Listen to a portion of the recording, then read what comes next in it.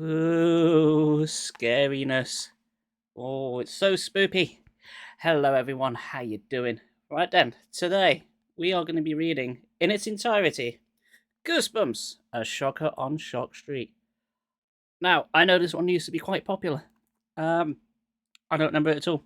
I remember the giant mantis on the front cover, but it's hard to not remind yourself of that since it's literally on the front cover. Anywho, is there any reason hanging around? I think we should just get started. Don't you? I don't think it's going to get any spookier than this. Right then. Let's begin then. Hem. Hem. Hem. I'll just get on with it.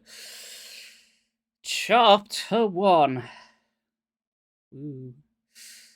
This is creepy, Erin. My friend Marty grabbed my sleeve. Let go, I whispered. You're hurting me. Marty didn't seem to hear. He stared straight ahead into the darkness, gripping my arm. Marty, please, I whispered. I shook my arm free. I was scared too, but I didn't want to admit it. It was darker than the darkest night. I squinted hard, trying to see. And then a grey light glowed dimly in front of us. Marty ducked low. Even in the foggy light, I could see the fear in his eyes. He grabbed my arm again. His mouth dropped open. I could hear him breathing hard and fast. Even though I was frightened, a smile crossed my face. I liked seeing Marty scared. I really enjoyed it. I know, that's terrible. I admit it. Not the microphone. Good start.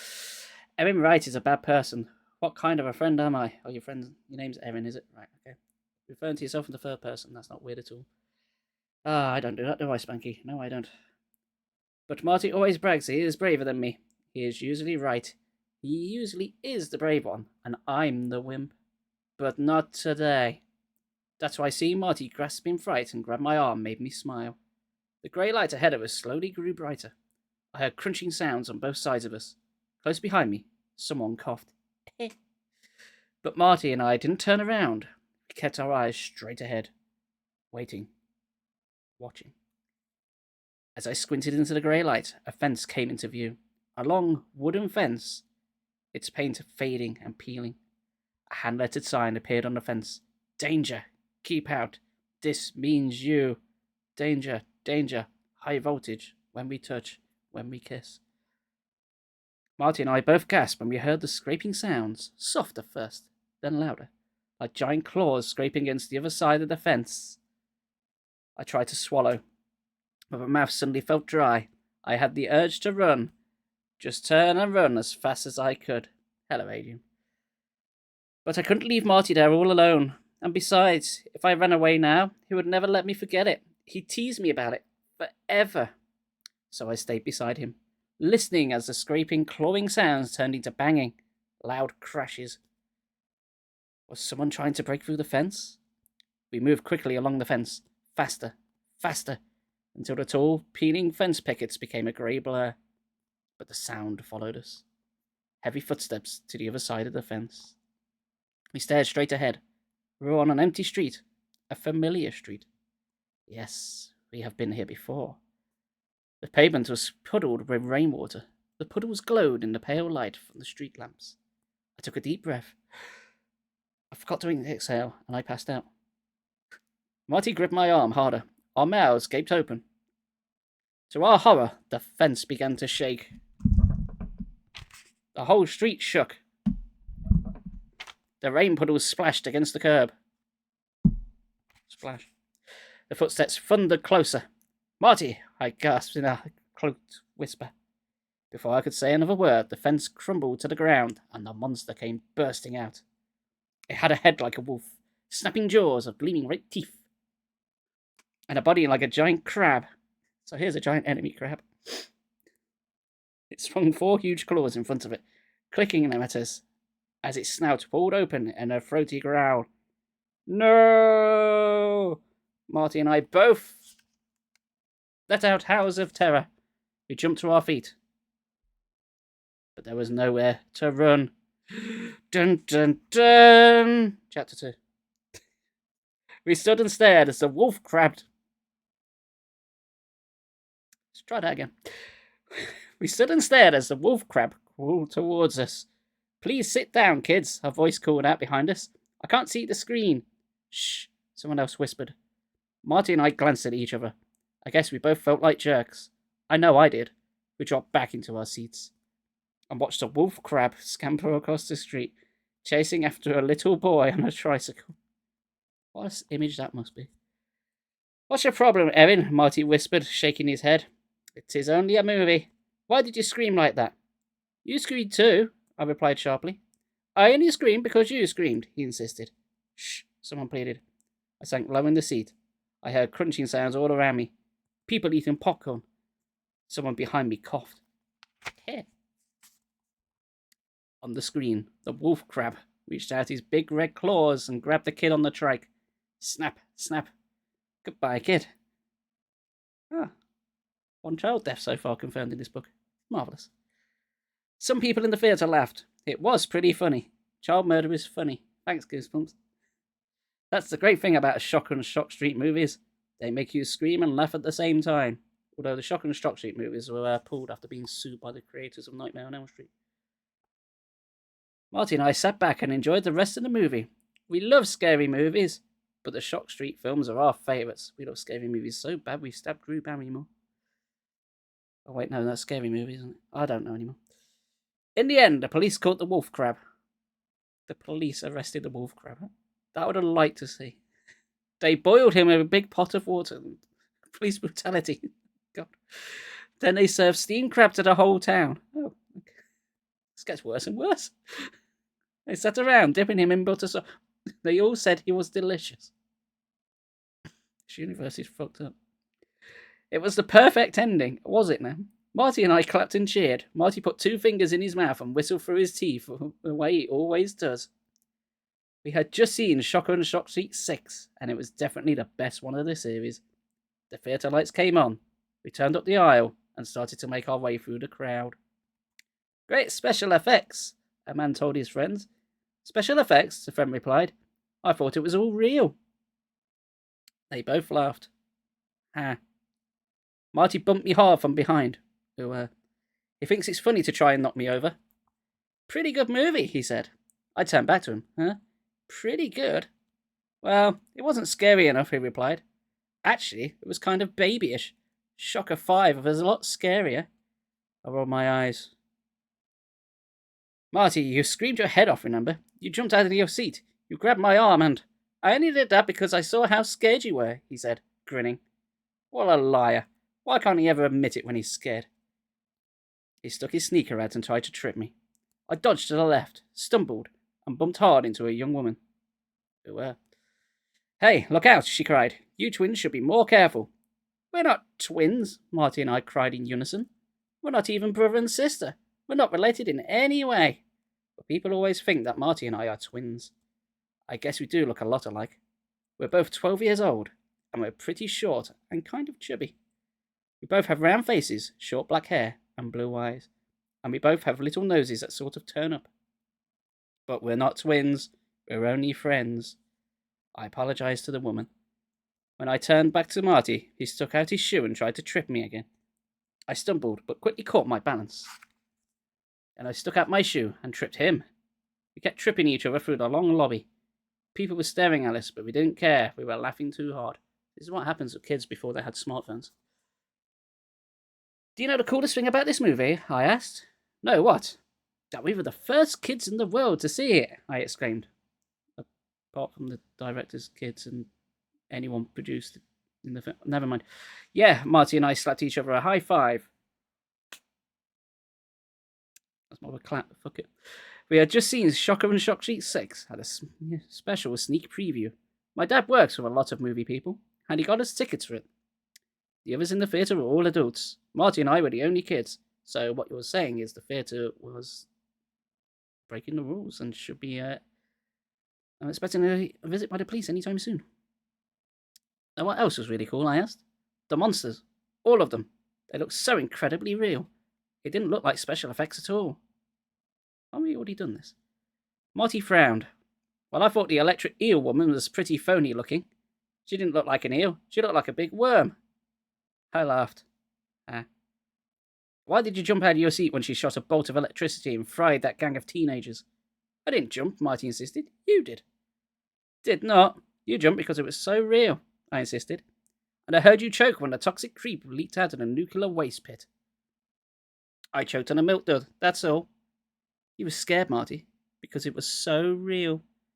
Hey, what if they are real? Marty exclaimed. What if it isn't special effects? What if they're all real monsters? Don't be dumb, I said. We turned the corner into another hall. The wolf crab stood waiting for me there. I didn't even have time to scream. He opened his toothy jaws in a long wolf howl and wrapped 2 giant red claws around my waist. It's not going to be real this time. We're only on chapter 3. There's no way this is going to be real. Is it? Absolutely no way. Thanks, laptop, for telling me about updates. Chapter 3. I opened my mouth to scream, but only a squeak came out. I have no mouth and I must squeak. I heard people laughing. The big claws slid off my waist. Plastic claws. I saw 2 dark eyes staring out at me from behind the wolf mask. I should have known that it was a man in a costume, but I didn't expect him to be standing there. I was surprised, that's all. I blinked at the white flash of light. A man had just taken a picture of the creature. I saw a big red and yellow sign against the wall. See the movie, then play the game online. Yeah, was this me? Oh, I can't be asked. So if I scared you, the man inside the wolf crab costume said softly. She scares easily, Marty declared.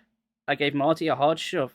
Then we hurried away. I turned back to see the creature waving a claw at me. We've got to go upstairs and see my dad, I told Marty. Tell me something I don't know. Teach you about quantum mechanics, shall we? He thinks he's so funny. Dad's office is upstairs on the theatre, on the 29th floor. Fuck, I ain't walking up those steps. We jogged to the elevator at the end of the hall and took one up. Dad has a really cool job. He builds theme parks and he designs all kind of rides. His latest one's called a Bad Dragon. Dad was one of the designers of a prehistoric park. Lawsuit pending. That's the big theme park where you go back to prehistoric times. It has all kinds of neat rides and shows, and dozens of huge dinosaurs robots wandering around. They spared no expense. Although the budget was only £15. But Dad worked on the Fantasy Film Studio tour. Everyone who comes to Hollywood goes on that tour. Dad's idea was the part where you walk through a huge movie screen and find yourself in a world of movie characters. You know, like in prehistoric times. You can star in any kind of movie you want to be in. I know it sounds as if I'm bragging, but Dad is really smart. He's an engineering genius. I think he is the world expert on robots. He can build robots that will do anything, and he uses them in all his parks and studio tours. Now, I've just played Liza P, so I know how this goes. Marty and I stepped off the elevator on the 29th floor. We waved to the woman at the front desk. Then we were hurried to Dad's office at the end of the hall. It looks more like a playroom than an office. It's a big room, huge really, filled with toys and stuffed cartoon characters, movie posters, and models of monsters. Marty and I loved to roam around the office, staring at all the neat stuff. On the walls, Dad had great posters from a dozen different movies. On a long table, he has a model of a tumbler, the upside-down roller coaster he designed. The model has little cars that really screech around the tracks. And he has a lot of cool stuff from Shock Street, like one of the original furry paws that Wolf Girl wore in Nightmare on Shock Street. Alright, watch the copyright. He keeps it in the glass case on the windowsill. He has models of tramcars and little trains and planes and rockets, but no automobiles. Even a big silver plastic blimp. It's radio controlled and he can make it float around his office. What a great place. I always think of Dad's office as the happiest place in the world. Again, watch the lawsuit. But today, as Marty and I stepped inside, Dad didn't look too happy. He hunched over his desk with the telephone to his ear. Immersion. He kept his hand pressed against his forehead as he mumbled into the phone. Dad and I don't at all look alike. I'm short and dark. He's tall and thin. He has his blonde hair, although there's not much left of it. He's pretty bold. He has the kind of skin that turns red easily. His cheeks get real pink when he talks, and he wears big round glasses with dark frames that hide his brown eyes. Marty and I stopped at the doorway. I don't think Dad saw us. He stared down at the desk. He had his tie pulled down and his shirt collar open. He muttered for a short while longer. Marty and I crept into the office. Finally, Dad set down the phone. He raised his eyes and saw us. "Oh, hi, you two," he said softly. His cheeks turned pink. "Dad, what's wrong?" I asked. He sighed. Then he pulled off his glasses and pinched the bridge of his nose. "I have a very bad news, Erin. Very bad news." Was it bad news from the comic strip? I'm up for that. Chapter 4. "Dad! What is it? What?" I cried. Then I saw the grin slowly spread across his face. I knew I'd been tricked again. "Gotcha," he declared. His brown eyes flashed gleefully. And not at all creepily. His cheeks were bright pink. "Gotcha again. You fell for that gag every time." "Dad!" I let out an angry cry. Then I rushed up to the desk, wrapped my hands around his neck, and killed him. Oh, and pretended to strangle him. We both collapsed against each other, laughing. Marty still stood in the doorway, shaking his head. "Mr. Wright, that is so lame," he muttered. Dad struggled to slip his glasses back on. "I'm sorry, you kids are just too easy to fool." I couldn't resist. He smiled at me. "Actually, I've got good news." "Good news? Is this another joke?" I demanded suspiciously. He shook his head. He picked up something from his desk. "Check this out, guys. Do you know what this is?" And he held it in his palm. Marty and I came closer to examine it. It was a little white plastic vehicle with 4 wheels. "Some kind of train car," I guessed. "It's a tram car," Dad explained. "See? People sit in long benches inside it. Here, it's motor-driven." He pointed to the front of the model to show where the engine went. "But do you know where this tram car will be used?" "Dad, we give up. Just tell us." I insisted impatiently. "Stop keeping us in suspense." Okay. His cheeks reddened. His smile grew wider. "This is the model of the tram that will be used at the Shocker Studio tour." My mouth dropped open. "Do you mean the tour is finally going to open?" I knew that Dad had been working on it for years. Dad nodded. "Yes, we're finally about to open it to the public. But before we do, I want you two to test it out." "Huh? You mean it?" I shrieked. I was so excited, I just couldn't hide it. I felt as if I burst out of my skin. I turned to Monty. He was leaping up and down, shooting both fists into the air. "Yes, yes, yes." "I built this whole tour," Dad said, "and I want you two to be the first kids in the world to go on it. I want to know your opinion, what you like and what you don't like." "Yes, yes, yes." Marty kept leaping into the air.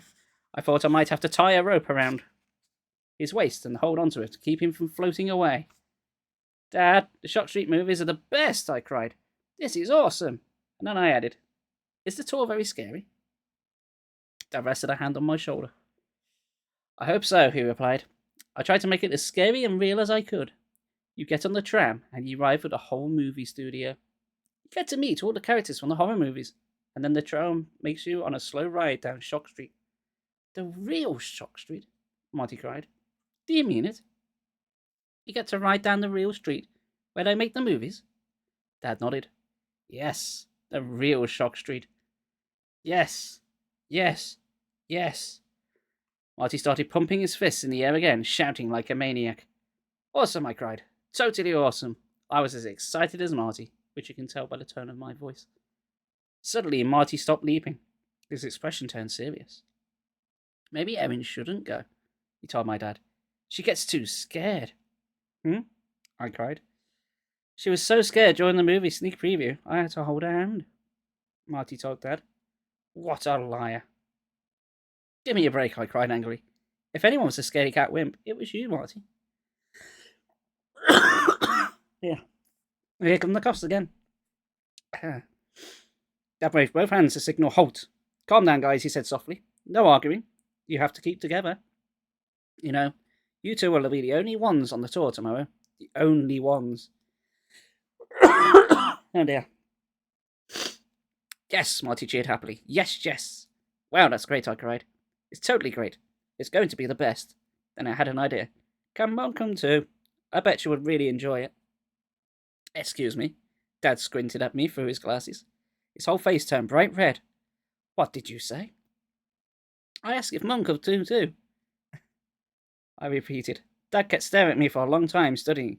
Are you feeling okay, Erin? He asked finally. Yes, fine, I replied meekly. I suddenly felt very confused and upset. What had I done wrong? Was something wrong with Mum? Why was Dad staring at me like that? Dun, dun, dun.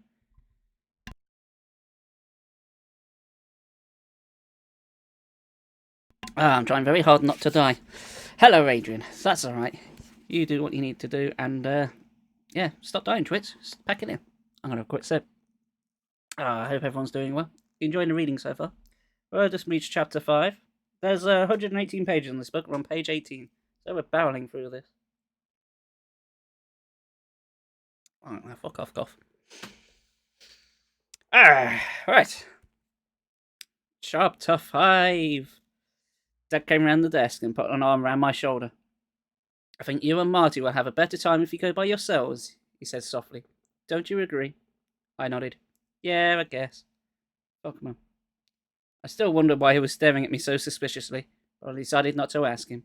I didn't want him to get angry or something and change his mind about us going on the tour. Do you mean you're not coming with us? Marty asked Dad. We're really going by ourselves? I want you to go by yourselves, Dad replied. I think it will make it more exciting for you. Marty grinned at me. I hope it's really scary, he declared. Don't worry, Dad replied. A strange smile spread over his face. You won't be disappointed. The next afternoon, grey haze hung in the air as Dad drove Marty and me to Shocker Studios. Shocker Studios? That sounds like a sort of adult film industry lot, isn't it? I sat up front with Dad, peering out the car window at the smog. It's so gloomy out, I murmured. Perfect for a horror movie tour, Marty chimed in front of the back seat. He was so excited he could barely sit still. He kept bouncing his legs up and down and tapping his hands on the leather seat. I had never seen Marty so crazed. If he didn't have his seatbelt to hold him down, he'd probably bounce right after the car. The car climbed up Hollywood Hills. The narrow road curved past redwood houses and tree-filled yards cut into the sides of the hills. As we climbed, the sky turned even darker. We're driving up into a cloud of fog, I thought. Far in the distance, I could see the Hollywood sign stretching in the haze across a dark peak. I hope it doesn't rain, I muttered, watching the fog roll over the sign. Dad chuckled. You know, it never rains in Los Angeles. Citation needed, I think, Dad. Which monsters are we going to see? Marty asked, bouncing in the back seat. Is Shockrow on the tour? Did we really get to walk on Shock Street? Dad squinted hard through his glasses, turning the wheel as the road curved and twisted. I'm not telling, he replied. I don't want to spoil it for you. I want it all to be a surprise. I just wanted to know so I could warn Erin, Marty said. I don't want her to get too scared. She might faint or something, he laughed.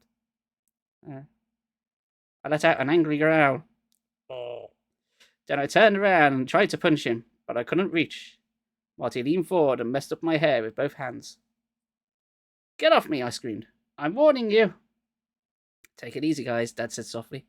We're here. I turned to stare out the windshield. The road had flattened out. Up ahead, an enormous sign proclaimed Shocker Studios in scary red letters. We drove slowly up the huge iron gates in the front. The gates were closed. A guard in a small black booth sat reading a newspaper. I glimpsed gold script letters above the gate. They spelled out one word. Beware. Dad pulled up to the gate, and the guard peered up. He gave Dad a big smile. Then the guard pressed a button, and the guard slowly swung open. Dad drove the car into the Try that again. Dad drove the car into the tall white parking garage beside the studio. Oh, garage. It's a car hole. He parked in the first space next to the entrance. The garage seemed to stretch on forever, but he could only see 3 or 4 other cars inside. When we open next week, the garage will be jammed, Dad said. There'll be thousands of people here, I hope. And today, we're the only ones, Marty cried excitedly, jumping out of the car. We're so lucky, I agreed. A few minutes later, we were standing on the platform outside the main building facing a wide street. waiting for the tram to take us on the tour. The street led to dozens of white studio buildings, spread out all the way down the hill. I pointed to two enormous buildings, as big as airplane hangars. Those are the sound stages, he explained. They film a lot of movie scenes inside those buildings. Does the tour go inside them? Marty demanded. Where is Shock Street? Where are the monsters? Are they making a movie now? Can we watch them making it? Whoa, Dad cried. He placed his hands on Marty's shoulders as if to keep him from flying off the ground. I'd never seen Marty so totally wired. Take it easy, fella, Dad warned. You'll blow a fuse. You won't survive the tour. I shook my head. Maybe we should put him on a leash, I told Dad. Off, Marty barked. Then he snapped his teeth at me, trying to bite me. I shivered. The dog. The fog rolled in from the hills. Not the dog rolled in from the hills. That'd be a bit weird. But cool. The air felt damp and cold. The sky darkened.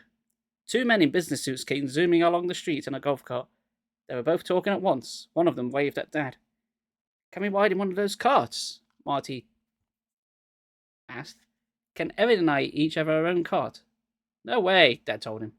You have to take the automated tram. And remember, stay in the tram car no matter what. You mean we can't walk on Shock Street? Marty whined. Dad shook his head. Not allowed. You have to stay on the tram.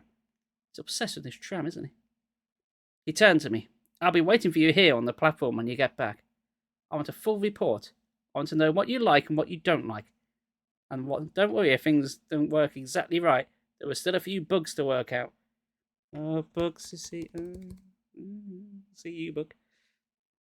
Hey, here comes the tram, Marty cried, hopping up and down and pointing.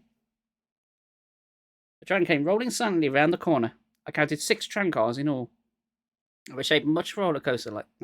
Shaped like roller coaster. Try again.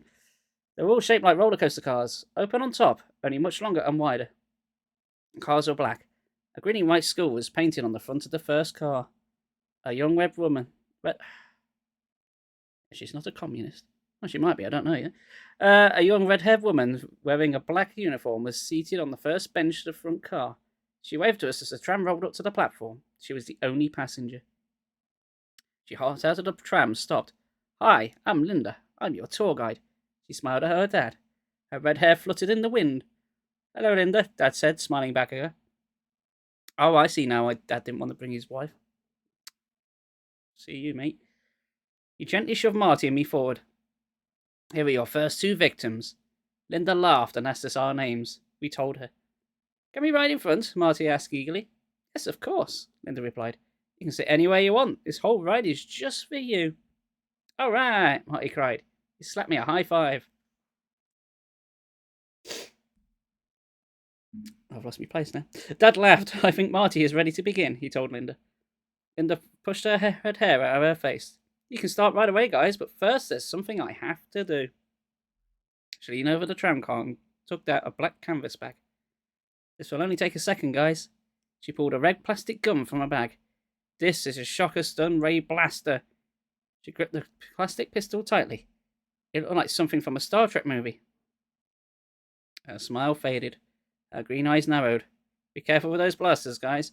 That can freeze a monster in its tracks from 20 feet. It's set to stun. Got you. She handed the blaster to me. Then she reached into her bag to get one for Marty. Don't fire them unless you have to. She swallowed hard and bit her lower lip. I sure hope you don't have to. I laughed. You're kidding, right? These are just toys, right?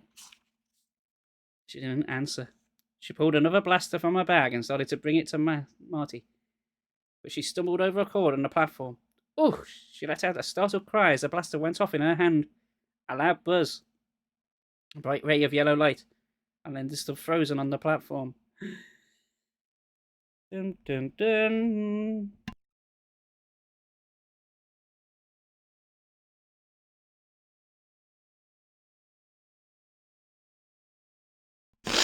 Oh, man. Oh, these costs will not shift. How you doing, chat? I hope you're well. Are you enjoying the show?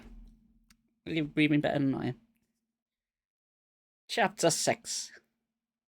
Linda, Linda, I screamed. Marty's mouth dropped open. He let out a choked gurgle. I turned to Dad. To my surprise, he was laughing. Dad, she's frozen, I cried. But when I turned back to Linda, she had a big smile on her face too. Took us both a while, but we soon realised the whole thing was a joke. That's the first shock on the shocker tour. A woman slightly tripping over. Terrifying. Linda ran out, lowering the red blaster. She put her hand on Marty's shoulder. I think I really shocked you, Marty. No way, Marty insisted. I knew it was a joke. I just played along.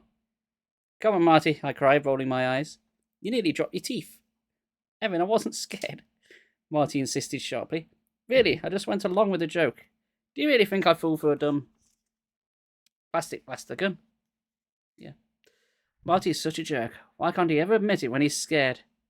Climb in, you two, Dad urged. Let's get this show on the road. Marty and I climbed into the front seat of the tram. I looked for a seatbelt or a safety bar, but there wasn't one.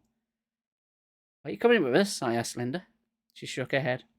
Nope, you're on your own. The tram cars moved automatically.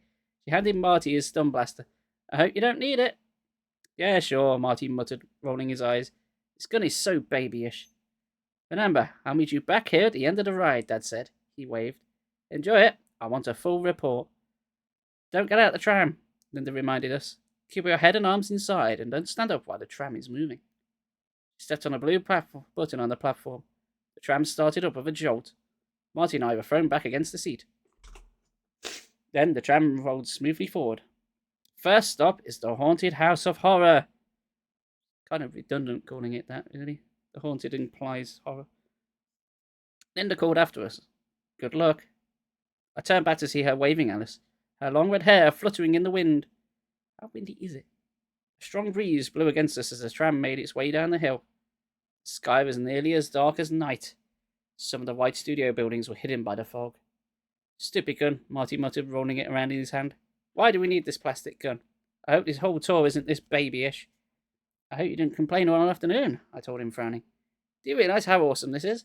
We're going to see the great creatures from the Shocker movies. Think we'll see Shockro? He asked. Shockro was his favourite. I guess because he's totally gross. Probably, I replied, my eyes on the low buildings that were passing. They all stood dark and empty. I want to see Wolf Boy and Wolf Girl, Marty said, counting the monsters off in his fingers. And the Piranha People, and Captain Sick. Fucking name is that? Captain Sick. Oh, I don't feel very well. What a crap power. The Great Gopher Mutant. I've watched that. Like, legit, I've watched a film called The Great Gopher Mutant. And, wow, look, I cried, pounding his shoulder and pointing. As the tram turned the sharp corner, the haunted house of horror loomed darkly in front of us. The roof and its tall stone turrets were hidden by the fog. The rest of the mansion stood grey against the dusky sky. The tram took us nearer. Two weeds choked the front lawn. The weeds bent and swayed in the wind. The grey shingles in the house were chipped and peeling. Pale green light, dim, eerie flight, floated out from the tall window in front. As we rode closer, I could see the rusty iron porch swinging by itself on a broken, rotting porch. Cool, I exclaimed. It's a lot smaller than in the movie, Marty grumbled. It's exactly the same house, I cried. Then why does he look so much smaller? He demanded. What a complainer. I turned away from him and stood at the haunted house. An iron fence surrounded the place. As we moved around to the side, the rusty gate swung open, squeaking and creaking. Look, I pointed to the dark windows on the second floor. The shutters all flew open at once, then banged shut again. Lights came on in the windows. From the window shades, I could see the silhouettes of skeletons hanging, swinging slowly back and forth. That's kind of cool, Marty said, but not too scary. He raised his plastic gun and pretended to shoot at the skeletons. We circled the haunted house of horror once. We could hear screams of terror from inside. The shutters banged again and again. The porch swing continued to creak back and forth, as if taken by a ghost. Are we going inside or not? Marty demanded impatiently. Sit back and stop complaining, I said sharply. The ride just started. Don't spoil it for me, okay? He stuck his tongue out at me, but he settled back against the seat. We heard a long howl and then a shrill scream of horror. The tram made its way silently to the back of the house. A gate swung open as we rolled through it. We moved quietly through the overgrown, weed-choked backyard. The tram picked up speed. We bounced over the lawn, back up to the back door. A wooden sign above the door read, Abandon all hope. Thankfully, we didn't have anyone called Hope with us, so we're okay. We're going to crash right into the door, I thought. I ducked and raised my hand to shield myself. But the door creaked open, and we burst inside. The tram slowed. I lowered my hands and sat up. We were in a dark, dust-covered kitchen. An invisible ghost cackled, an evil laugh. Battered pans and pots covered the wall, and as we passed, they clattered to the floor. Terrifying. The oven door opened and closed by itself. The teapot on the stove started to whistle. Dishes on the cells rattled. The cackling grew louder. This is pretty creepy, I whispered. Ooh, thrills and chills, Marty replied sarcastically. Crossed his arms in front of him. Boring. Marty, give me a break, I shoved him away. You can be a bad sport if you want, but don't ruin it for me. That seemed to get to him. He muttered, sorry, and scooted back next to me. The tram moved out of the dark kitchen into an even darker hallway. Paintings of goblins and ugly creatures hung on the hallway walls.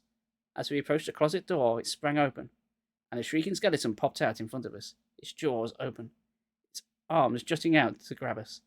I screamed. Marty laughed. The skeleton snapped back into the closet. The tram turned a corner. I saw a flickering light up ahead. We rode into a large round room. It's the living room, I replied to Marty. I raised my eyes to the flickering light and saw a chandelier above our heads with a dozen burning candles. The tram stopped beneath it. The chandelier began to shake. Then, with a hiss, the candles all flickered out at once. The room plunged into darkness, and a deep laugh echoed all around us. I gasped. Welcome to my humble home, a deep voice suddenly boomed. Who is that? I whispered to Marty. Where is it coming from? No reply. Hey, Marty? I turned to him. Marty! He was gone! Oh no. Alright. I don't normally do this, but I'll be right back, guys. Have some intermission music. BRB.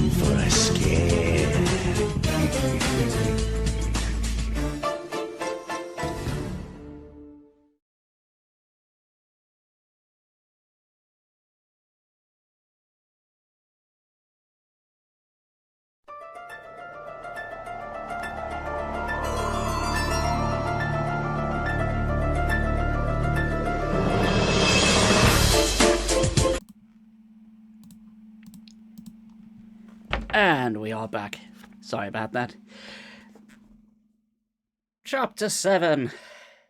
Marty. My breath caught in my throat. I froze, staring into the darkness.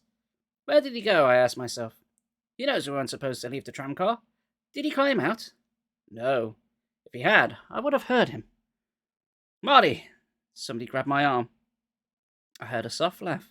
Marty's laugh. Hey, where are you? I can't see you, I cried. I can't see you either, I replied. But I didn't move.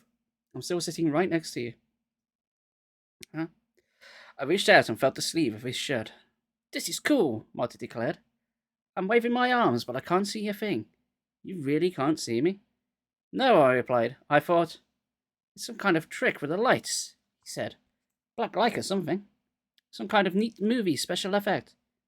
Well, it creeped me out, I confessed. I thought you really had disappeared. Sucker, he sneered. Then we both jumped. A fire suddenly blazed in the big brick fireplace. Bright orange flame filled the room. A big black armchair spun around to reveal a grinning skeleton. The skeleton raised its bony yellow hand. The jaws moved. I hope you like my house, its voice boomed, because you will never leave. It tossed back its head and let out an evil cackle. The tram jolted to a start. We bumbled out of the living room into a long, dark hallway. The skeletons' laugh followed us into the hall. I fell back against the seat as we picked up speed. We whirred around the corner, down another long hall, so dark I couldn't see the walls. Faster, faster, must go faster. We whipped around another corner, made another sharp turn. We were climbing now, and then we took a sharp dip that made both of us throw up our hands and scream. Another sharp turn, up, up, up, and then we came crashing down. A wild roller coaster ride in total darkness. It was awesome, even better because we didn't expect it. Marty and I screamed our heads off. We bumped hard around each other as the tram whirled around the black halls of the haunted house of horror. Up, up again, until we tilted sharply down. I held on the front of the car for dear life. I gripped it so hard both hands ached. There was no seatbelt, no safety bar. What if we tumbled out, I wondered. The car tilted sharply sideways as if reading my frightened thoughts. I let out a shriek and lost my grip. I slid against the side of the car. Marty fell on top of me. I frantically reached out for something to hold on to. The car tilted back right side up. I took a deep breath, slid back into the place on the long seat. Whoa, that was excellent. Whoa, Marty cried, laughing. Excellent! Gripping the front of the car, I took another deep breath and held it. Fuck it, I need to keep reading. I was trying to slow my racing heart. A door swung open in front of us, and we burst through it. The car bounced hard. I saw trees, the grey fog sky. We were back outside. Racing through the backyard, both of us were tossed from side to side as we roared over the reeds, zigzagging through the dark trees. Whoa, stop, I choked out. I couldn't catch my breath. The wind blew hard against my face. The tram clattered and squealed as we bumped over the rough ground. We were out of control. Something had definitely gone wrong on the tram. Bouncing hard on the plastic seat, holding on tightly, I searched for someone who could help us. No one in sight. We bumped onto the road. The tram started to slow. I turned to Marty. His hair was blown over his face. His mouth hung open. His eyes rolled around in his head. He was totally dazed. The tram slowed until we were creeping smoothly along. That was great, Marty declared. He smoothed back his hair with both hands and grinned at me. I knew he had been scared too, but he was pretending that I was enjoying the crazy wild ride. Yeah, great. I tried to pretend too, but my voice came out weak and shaky. I'm going to tell your dad that this roller coaster ride for the halls was the best, Marty declared. It was kind of fun, I agreed, and kind of scary. Marty turned away from me. Hey, where are we? The tram had come to a stop. I pulled myself up and peered around. We are parked between two rows of tall evergreen bushes. The bushes were slender, shaped like spears reaching up into the sky. Above us, the afternoon sun was trying to break through the fog. Rays of pale light beamed down from the grey sky. The tall, thin shadows of the bushes fell over our tramcar. Marty stood up and turned to the back of the tram. There's nothing around here, he said. We're in the middle of nowhere. Why did we stop? Do you think... I started, but I stopped talking when I saw the bush move. It wriggled. Then the bush next to it wriggled too. Marty, I whispered, tugging his sleeve. I saw two glowing red circles behind the bush. Two glowing red eyes. Marty, there's someone there. Another pair of eyes, and then another pair of eyes, staring out at us from behind the evergreen bushes. And then two dark claws, and then rustling sound, the bush tilting as the dark figure leaped out, followed by another, snarling, growling. I gasped. Too late to run. We were surrounded by the ugly creatures, snuffling, wheezing creatures, who staggered out from the bushes, reaching out for us. They began to climb into the tram. Woo. Chapter 8. Marty and I jumped to our feet. Oh, I heard Marty let out a frightened moan. I started to back away. I thought maybe I could scramble out to the other side of the car. But the snarling, growling monsters came at us from both sides. Leave us alone, I stammered. A monster covered in tangled brown fur opened his jaws to reveal long, jagged rows of yellow teeth. His hot breath exploded in my face. He stepped closer. Then he swiped at me with a fat paw and uttered a menacing roar. Would you like an autograph? He growled. I gaped at him, my mouth hanging open to my knees. Huh? Autograph photo? He asked. He raised his furry paw again. He held a black and white snapshot in it. Hey, your ape face, Marty cried, pointing. It's not very nice, is it? The hairy creature nodded his head. He raised the photo to Marty. What's a photo? This is the autographing part of the tour. Yeah, okay, Marty replied. The big ape pulled a marker from behind his ear and bent to sign the photo for Marty. Now that my heartbeat was returning to normal, I began to recognize some of the other creatures. The guy covered in purple slime was the toxic wild man. It's literally anyone on Twitter, isn't it? And I recognized Sweet Sue, the walking, talking baby doll with real hair he can brush. Sweet Sue is really a mutant murderer from Mars. Isn't that always the way? The frog-faced guy covered from head to toe with purple and brown warts was the fabulous frog, also known as the Toadinator.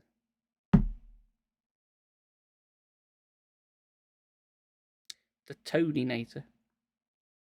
He starred in Pom Scum and Pond Scum 2, The Electric Boogaloo. Two of the scariest movies ever made. I doubt that somehow. Frog, can I have your autograph? I asked. Gribbit, gribbit, he croaked and slipped a pen into his wart-covered hand.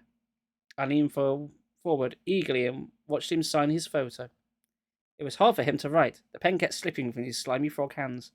You know, because he was in the scariest movie ever made.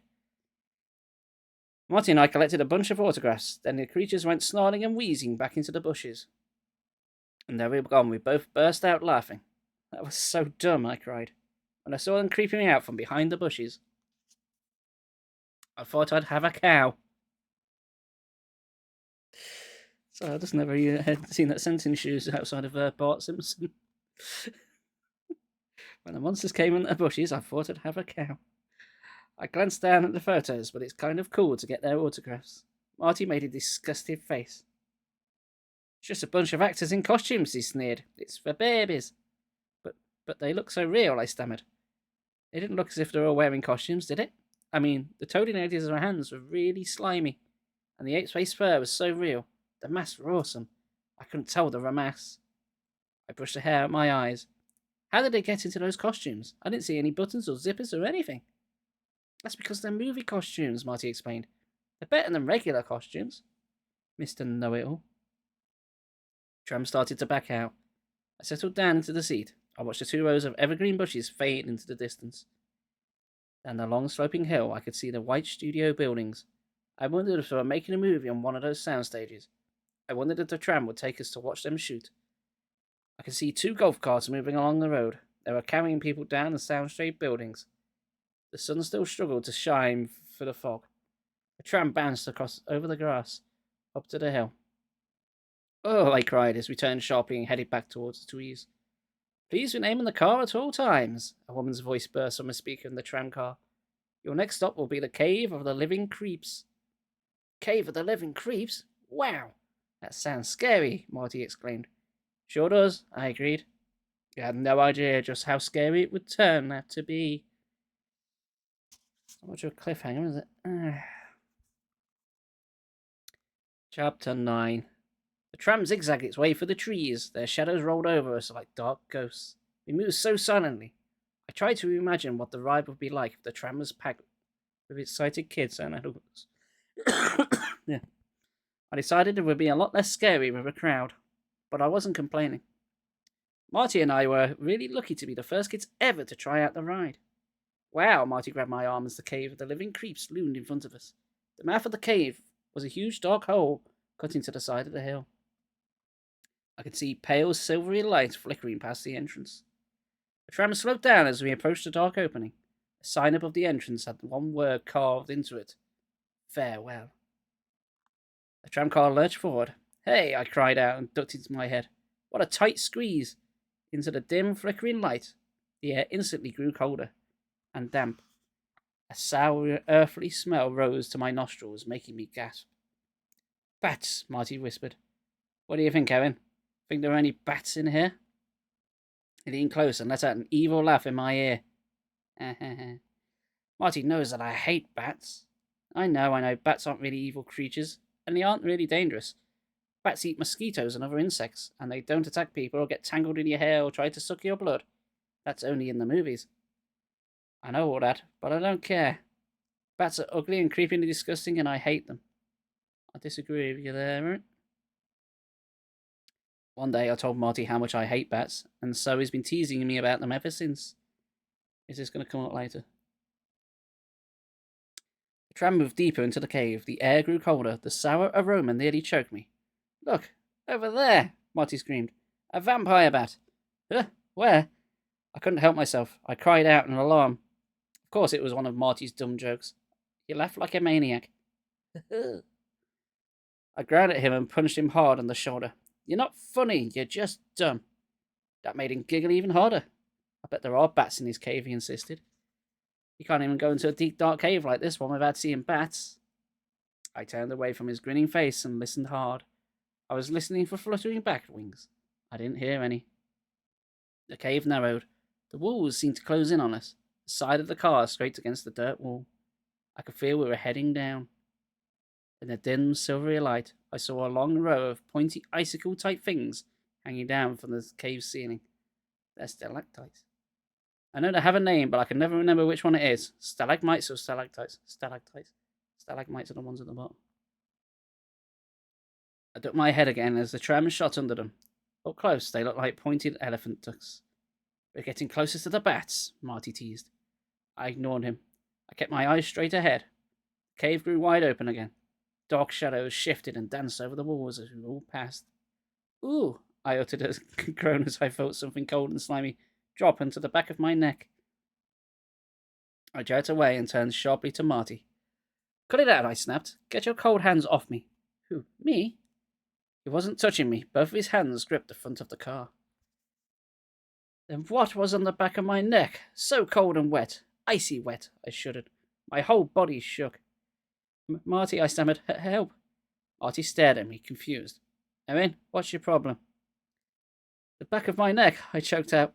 I could feel the cold, wet thing start to move. I decided not to wait for Marty to help me. I reached back and pulled it off. It felt sticky and cold between my fingers. Draw your own conclusions. It slithered and wriggled and dropped it on the seat. A worm! A huge, long, white worm! So cold, so wet, so cold. Cold twice there. Weird, Marty exclaimed. He leaned close to examine it. I've never seen a worm that big, and it's white. It dropped from the ceiling, I said. Watched it wriggle next to me. It's ice cold. Huh? Let me touch it, Marty said. He raised his hand and slowly lowered his pointy finger to the worm. His finger poked the worm in its middle. And then Marty opened its mouth in a scream of horror that echoed through the cave. So, worms are like the most terrifying thing we've come across so far. I really hope this book ups the ante.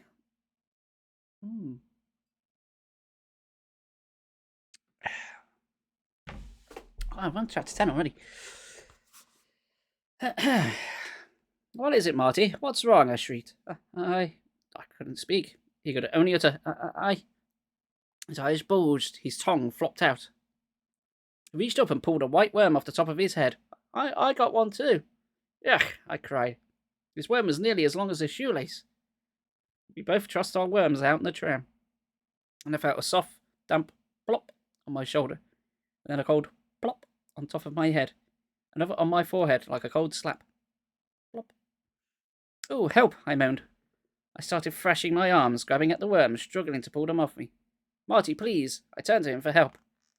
But he was battling them too. Twisting and ducking, trying to dodge as more and more white worms fell from the ceiling. I saw one fall from his shoulder. I saw another one begin to wrap itself around his ear. As fast as I could, I pulled the sticky, wet creatures off me and tossed them over the side of the slow-rolling tram. Where were they coming from, I wondered. I glanced up, and a fat, wet one fell over my eyes.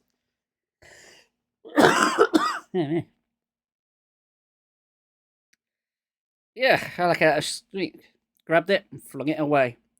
The tram turned sharply, sending us both sliding over the seat. The cave narrowed again as we entered a different tunnel. The silvery light glowed dimly around us as we bounced forward. 2 white worms, each of us at least a foot long, wriggled across my lap. I tugged them off and heaved them over the tram. Breathing hard, I searched for more. My whole body itched. The back of my neck tingled. I couldn't stop shaking. They stopped falling, Marty announced in a shaky voice. Then why did I still itch? I rubbed the back of my neck, stood up and searched the seat, then the floor. I found one last worm clambering over my shoe. I kicked it away and then dropped it back onto the seat with a loud sigh. That was totally gross, I wailed. Marty scratched his chest and rubbed his face with both hands. I guess that's why they called it the Cave of the Living Creeps, he said. Called it the Cave of Worms. It would have sounded more Lovecraftian in that way. He swept a hand back through his black hair. I shivered. I couldn't stop itching. I knew the worms were gone, but I could still feel them. Those disgusting white worms. What do you think they were alive? Marty shook his head. Of course not. They were fakes, he sniggered. I guess they fooled you, huh? It sure felt real, I replied, and the way they wriggled around. They were robots or something, Marty said, scratching his knees. Everything here was fake. It has to be. I'm not so sure, I said, my whole body still itchy and tingling. I'll just ask your father, Marty replied grumpily. I had to laugh. I knew why Marty was suddenly so grouchy. Whether the worms were real or fake, they had scared him. And he knew that, and I knew that he had been frightened. I don't think little kids will like the worms, Marty said. I think they will get too scared. I'm going to tell that to your dad. I started to reply and felt something drop over me, something scratchy and dry. It covered my face, my shoulders, my entire body. I shot both hands up and tried to push it away. Some kind of net, I thought. Hello, Violet. I grabbed at it, desperate to get it off my face. As I struggled, I turned and saw Marty squirming and battling his arms, caught under the same net. The tram bounced to the dim cave tunnel. The sticky net felt like cotton candy under my skin. Marty let out a yelp. It's a big spider web, he stammered. I tugged and grabbed and pulled, but the sticky threads clung to my face, my arms and my clothes. Ugh, this is gross, I choked out. I saw the black dot scurrying through the net. It took me a few seconds. Lost my place. I've literally reading. I took my eyes off for 2 seconds and lost my place. It took me a few seconds to realise what they were. Spiders. Hundreds of them. Oof. A low moan escaped my throat. I batted the spider web with both hands. I rubbed my cheeks frantically, trying to scrape away the sticky threads. I pulled a spider off my forehead. Another one off the shoulder of my t-shirt. The spiders! They're in my hair! Marty wailed. He suddenly forgot about acting cool. He began raking his hair with both hands, slapping himself in the head, pinching and swiping at the spiders. As the tram rolled silently on, we both twisted and squirmed, struggling to flick away the black spiders. I pulled 3 of them off my hair, and I felt one climb into my nose. Ew. I opened my mouth in a horrified scream and sneezed it out. Fire spiders out your nose? Awesome. And you're very welcome, Violet. I'll have that hydrate as well, actually.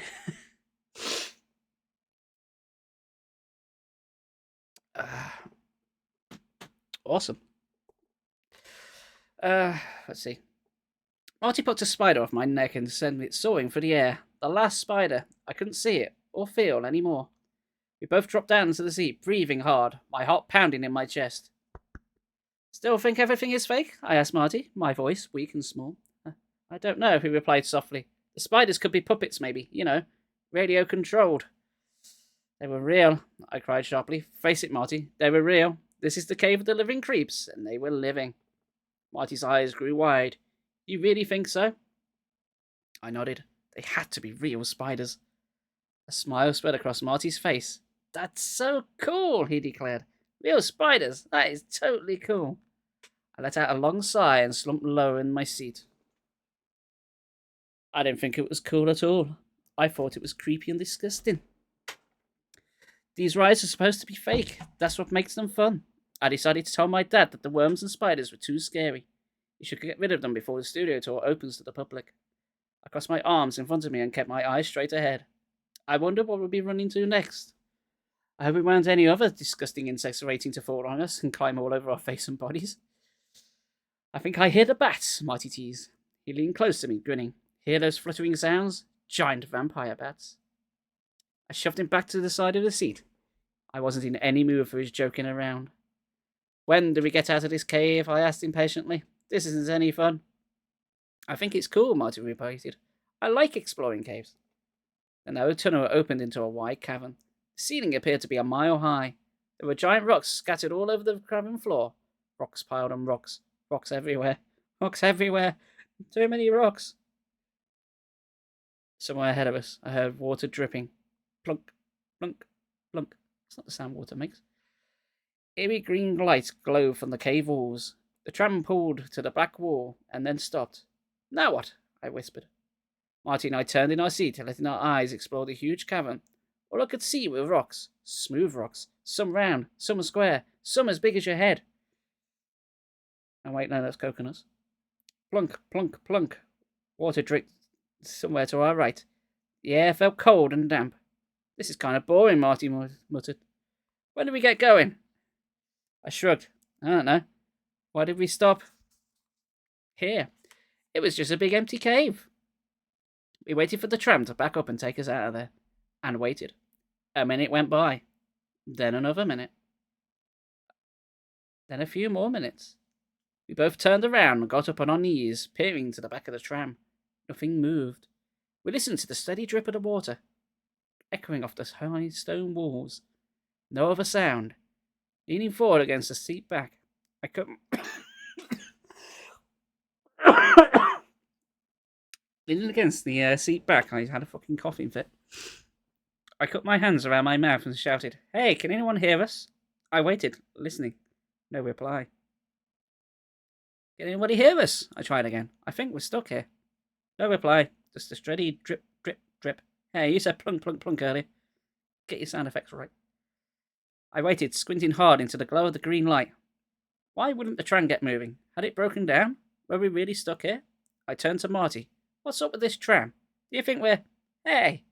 I gasped as I turned to the empty seat beside me. I reached both hands out. I grabbed for Marty. Another lighting trick? Another optical illusion? Marty. Hey, Marty, I croaked. Hey, Arnold. I wanted to watch that show. A cold shiver rolled down my back. This time, Marty was really gone. God, he's a little shit. Fuck him.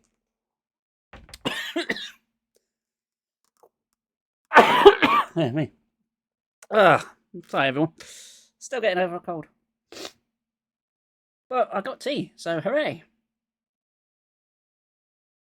Everything's better with tea. Although trying to turn the pages with one hand is going to be interesting now. Screw it, we're going for it. Chapter 11. Marty? A scraping sound beside the tram made me jump. I spun around and saw Marty grinning at me from the cave floor. Gotcha! You creep, I shouted. I swung my fists, but he dodged away laughing. You're the living creep. Ooh, sick burn. I cried. You deliberately tried to scare me. It isn't too hard a job, he shot back. His smile faded. You're like one of those VTubers who scream every time they play Resident Evil. I climbed down to check things out, but the tram might start up any second, I told him. You know what the tour guide told us. We said as we never leave the tram. Marty squatted down and studied the tyres. I think the tram is stuck or something. Maybe it came off its tracks. He raised his hand to me and shook his head fretfully. But there aren't any tracks. Marty, get back in, I pleaded. If it starts... Intermission. Up and leaves you standing there. Oh, God. I really should put the tea down, but then I wouldn't have tea. You can see my problem. If it starts up and leaves you standing there. He grabbed the side of the car with both hands and shook it. And then he shut the trunk off.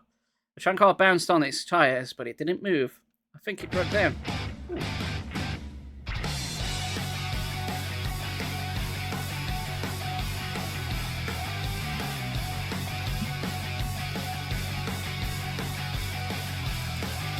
Empire, you're ruining this live reading with your presence. Any joking. How you doing, Empire? I hope you're well. Hello, Raiders. I'm Spanky. I like to ramble. And today I'm doing a live reading of this. Shock on Shock Street. For reasons. Also, I keep having coughing fits, so that's fun. I hope you're doing grand. Where the hell was I? I think it broke down, Marty said softly. Your father said that some things might not work. I felt a stab of fear in my chest. You mean we're stranded here? All by yourselves in this creepy cave? He stepped to the front of the car and squeezed between the tram and the cave wall. Then he tried to push the tram back, shoving with both hands as hard as he could. Hello, Becky. Thanks, Empire. I appreciate it, my dude. Hydrate. On it. I'm on it. Bedtime for you. Good night, my dude. Thank you again for the raid. I appreciate that, man. Where was I? He tried to push the tram back, shoving with both hands as hard as he could. It wouldn't budge. Also, oh wow, I muttered, shaking my head. This is horrible. This isn't any fun at all. I got back up on my knees on the seat and tried shouting again, as loud as I could. Is there anybody in there? Does anyone work here? The tram is stuck. Plunk, plunk, plunk. The dripping water was my only reply. Can anybody help us? I shouted. Please, can somebody help? No answer. Now what? I cried. Marty was still shoving with all his might against the front of the tram. He gave one last hard push and gave up with a sigh. No, it's no good. I think I'm going to have to take some laxatives. You better climb down, he said. We have to walk. Walk? In this creepy dark cave? No way, Marty. He came around to my side of the car. You're not afraid, are you, Evan? Yes, I am, I confessed. A little. I glanced around the huge cavern. I don't see any exits. We'd have to walk around through these back tunnels. With all the spiders and worms and everything. We can find a way out, Marty insisted. There's got to be a door here. They always build emergency exits in these theme park rides. I think we should stay in the tram, I said uncertainly. If we stay here and wait, someone will come and find us. It could take days, Marty declared. Come on, Henry. I'm going for a walk. Are you coming with me? I shook my head. My arms crossed tightly in front of me. No way, I insisted. I'm staying here. I knew he wouldn't go off by himself. He knew he wouldn't go unless I joined him. Well, bye then, he said. He turned and started walking quickly across the cave floor. Hey, Marty. Bye. I'm not waiting here all day. See you later. He really was leaving me alone in the stalled tram in the scary cave. But I'll say the word but. But Marty, wait. He turned back to me. Are you coming, not Iron? He called back impatiently. Fuck, how can you forget you got donuts? Jeez, get on that. Okay, I murmured. I saw that I had no choice. I climbed over the side of the tram and dropped to the cave floor. The dirt was smooth and damp. I started walking slowly towards Marty. Hurry up, he called. Let's get out of here. I want a donut. He was walking backward now, motionless for me to catch up to him. But I stopped and my mouth dropped open in horror. Don't look at me like that, he shouted. Don't stare at me as if I'm doing something wrong. But I wasn't staring at Marty. I was staring at the thing creeping behind Marty. Is it a giant killer donut? That would be a turn up for the books. I'm going to put the tea down now. It's still hot. Oh, man, we need to know what donuts you have, Violet. That's the important thing. It's a ghost Christmas present. Always is. Always is. John Carpenter's the thing. It was a ghost Christmas present all along. He just changed his makeup. Alright, chapter 12. I struggled to warn Marty. That's literally what it says. But only frightened grunts escaped my throat. He kept backing right into the enormous creature. Evan, get a move on. What's your problem? He demanded. I finally managed to point. Marty spun around and I saw it, too. Whoa, he screamed. His sneakers slid on the soft cave floor as he came running back to me. What is that thing? That's the one that got in front of the local shop when I got bread for the first ever home-cooked bacon sandwich. Oh, nice. I've lost my place again. I'm being distracted by donuts. As everyone is. At first, I thought it was some kind of machine. It looked like one of those tall steel cranes you see in the construction sites, all silver and metallic. But as it rose up on its wire-thin back legs, I saw it was alive. It's alive. And it's not got donuts. Boo. It had round black eyes the size of a billiard balls and spun wildly in its skinny silver skull. Two slender antennae bobbed at the top of its head. I got those. Its mouth appeared soft, mushy. A grey tongue darted out between its long, bristly whiskers. Its long body stretched back like a folded-up leaf. As it stood, it waved its front legs. Short, white sticks. The whole creature looked like some kind of gross stick figure. Its long back legs bent and sprang forward. Bent and sprang forward. The thick tongue swung from side to side. The black eyes stopped whirling and focused on me. Is it a grasshopper? I choked out. Have you not seen the front of the book, Erin? I mean, come on, it's quite clearly a praying mantis. Marty and I had both backed up to the tram. Waving its stick arms, the creature sprang closer, its antennae circling slowly on top of its head. Marty and I pressed our backs against the cold cave wall. We couldn't move back any further. I think it's a praying mantis, Marty replied, staring up at it.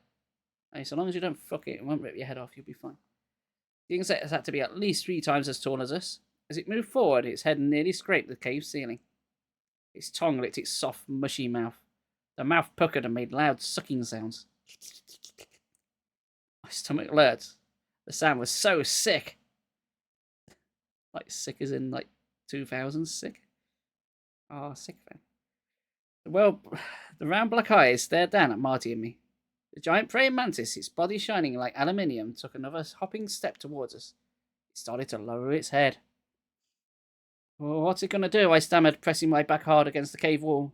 To my surprise, Marty suddenly started to laugh. I turned to him and grabbed his shoulder. Was he totally losing it? Marty, are you okay? Of course, he replied. He pulled away from me and took a step towards the towering insect. Why should we be scared, Erin? It's a big robot. It's programmed to walk up to the tram. But Marty, it's all on computer. He continued, staring up as a big head bobbed low on its stick body. It isn't real. It's part of the ride. I stared up at the creature. Big drops of saliva rolled off its fat tongue and hit the cave floor with a splat. It's really lifelike, I murmured. Your dad is a genius at this stuff, Marty declared. We'll have to tell him what a good job he did on the praying mantis, he laughed. Your dad said there would still be some bugs, remember? This must be one of them. The insect rubbed its front legs together. It made a shrill whistling sound. I covered my ears. The high-pitched note made my ears ache. I was still holding my ears as the second giant praying mantis hopped out from behind a tall rock. Look, another one, Marty cried, pointing. He took my arm. Wow, they move so smoothly. You can't even tell that they're machines. 2 silvery insects chattered at each other. A sharp, shrill, metallic sound. Their black eyes twirled. Their antennae rotated rapidly, excitedly. Gobs of saliva rolled off their tongues and splattered to the floor. The second one flashed silvery wings on its back and quickly closed them up again. It just got flashed by a praying mantis. This place is going well. Yay. Great looking robots, Marty declared. He turned to me. We better get back to the tram. It'll probably start up again now that we've seen these giant bugs. The 2 insects chittered to each other. They hopped closer, their stick-like legs springing hard, bouncing off the smooth glowing floor. I hope you're right, I told Marty. These insects are too real. I want to get out of here. I started to follow him to the tram car. The first mantis leaped forward quickly. It hopped between us and the tram, blocking our path. Hey, I cried. We tried to step around it, but it took a big hop to stay in front of us. Oh, it won't let us pass, I stammered. Gandalf is being played by a giant praying mantis. Oh, I cried as the big creature suddenly swung down and slammed its head against my chest. A powerful headbutt sent me sprawling backwards. Hey, stop that, I heard Marty shout. That machine must be broken. Its black eyes glowing, the mantis lowered its head again and gave me another hard push towards the centre of the cave. Its partner moved quickly to trap Marty. It lowered its body and prepared to headbutt Marty, but Marty quickly backed away, raising its hands in front of him like a shield. He hurried to join me. I heard scraping sounds, shrill chirps of chittering. I spun around to discover 2 more huge, ugly mantises climbing out from behind the rocks. Then 2 more, their antennae twisting excitedly, their fat grey tongues rolling around their open mouths. Marty and I huddled together in the middle of the cavern as the creatures hopped and scraped around us. Then they rose up high on their hind legs, their black eyes gleaming and short sticks waving. We're surrounded, I cried. You have no issues being by praying mantis. No, the kids don't seem to mind either. Hey, one of us floats their boat. Oh, a tea break. Oh man, well, we're like halfway through this book already. Huzzah. It's good. I don't think my throat's going to hold out for much longer. Ah, dear. Oh, chapter 13. That's lucky for some people. Me included.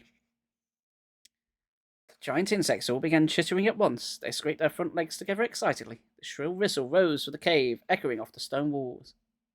They formed a circle around us, leaning back on their spindly hind legs, moving closer, tightening the circle. Their tongues whipped back and forth around their tight circles. Let's see what's going on here. Thick gobs of mantis saliva hit the floor. They're out of control, Marty shrieked. What are they going to do to us? I cried, covering my ears against their excited chirps and the deafening whistle. Maybe they are voice controlled, Marty shouted. He tilted back his head and shouted up at them. Stop! Stop! They didn't stop. Well, then it tilted its silvery head, opened its ugly mouth wide, and spit out a black gob. It splattered onto Marty's sneaker. He jumped back. His sneaker stuck to the floor. He struggled to tug it free. Yuck! What's that?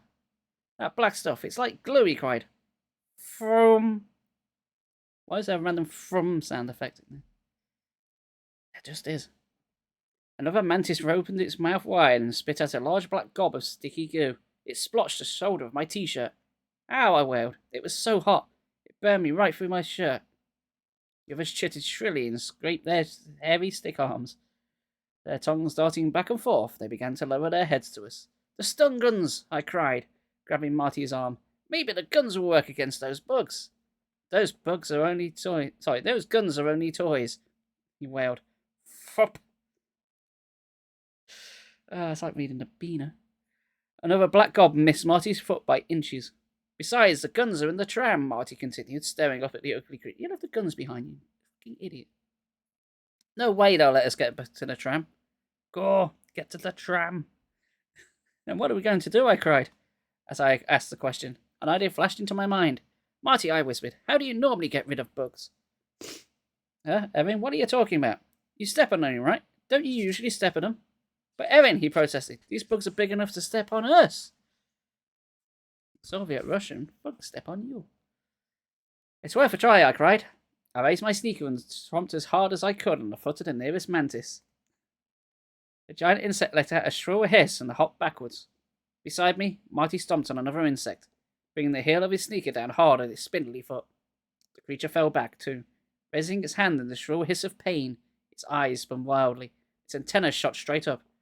I stomped back down hard again, with a hoarse, choking sound. And another cough from out of fucking nowhere. The big mantis fell on its side. All four stick legs thrashed the air. Let's go, I shouted. I turned and burst through the circle of insects. I don't know where to run. I only knew I had to get away. I got to get away. The cave erupted in hisses and shrill whistles. Angrily chittering and croaks, I glimpsed Marty lurching after me. I ignored the echoing, ringing sounds and ran to the tram. Whoa, back Betty, ran to tram. Whoa, back Betty, ran to tram. Leaned over the side and grabbed both ballistic stun guns into my arse. And I pushed away from the tram and hurried along the stone cave wall. Where could I go? Where did we go? Where did we go now? Aye. How could I escape? The chittering and hissing grew louder, more frantic. The tall shadows of a giant insects danced on the wall as I ran. I had the feeling that the shadows could reach out and grab me. I glanced back. Marty came running behind me at full speed. The mantises were hopping, scrambling, limping across the dirt floor after us. Where to run? Where? And then I saw a narrow opening in the cave wall. Just a crack, really. But I dove for it, slipped into it, squeezed myself into the dark hole between the stone, and burst out the other side into the misty daylight. Outside, I could see trees tilting down the hill, the road that led down to the studio buildings. Yes, outside, I made it. I felt so happy, so safe. But I didn't have long to enjoy the feeling. As I started to catch my breath, I heard Marty's terrified cry, Erin, help! Help! They got me! They're eating me!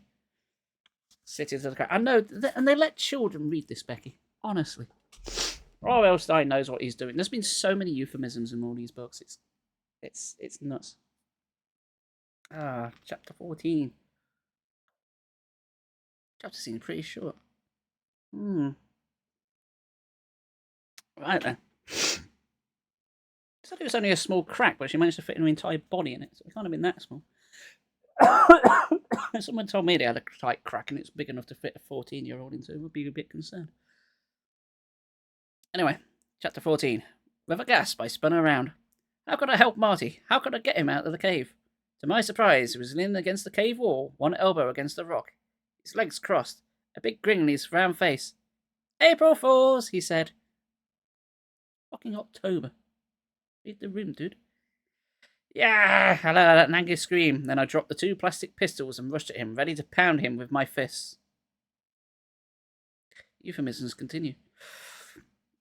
He laughed, dodged to the side as I came at him, swung my fist and hit air. Don't play any more dumb jokes like that, I cried breathlessly. This place is too scary. Those big insects. Yeah, they were scary, he agreed, his smile fading.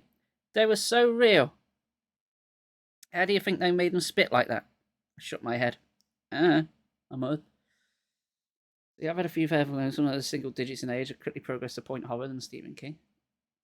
So yeah, I kind of read a load of Goosebumps books when I was younger, and then never progressed into reading actual horror. It didn't really grab me all that much.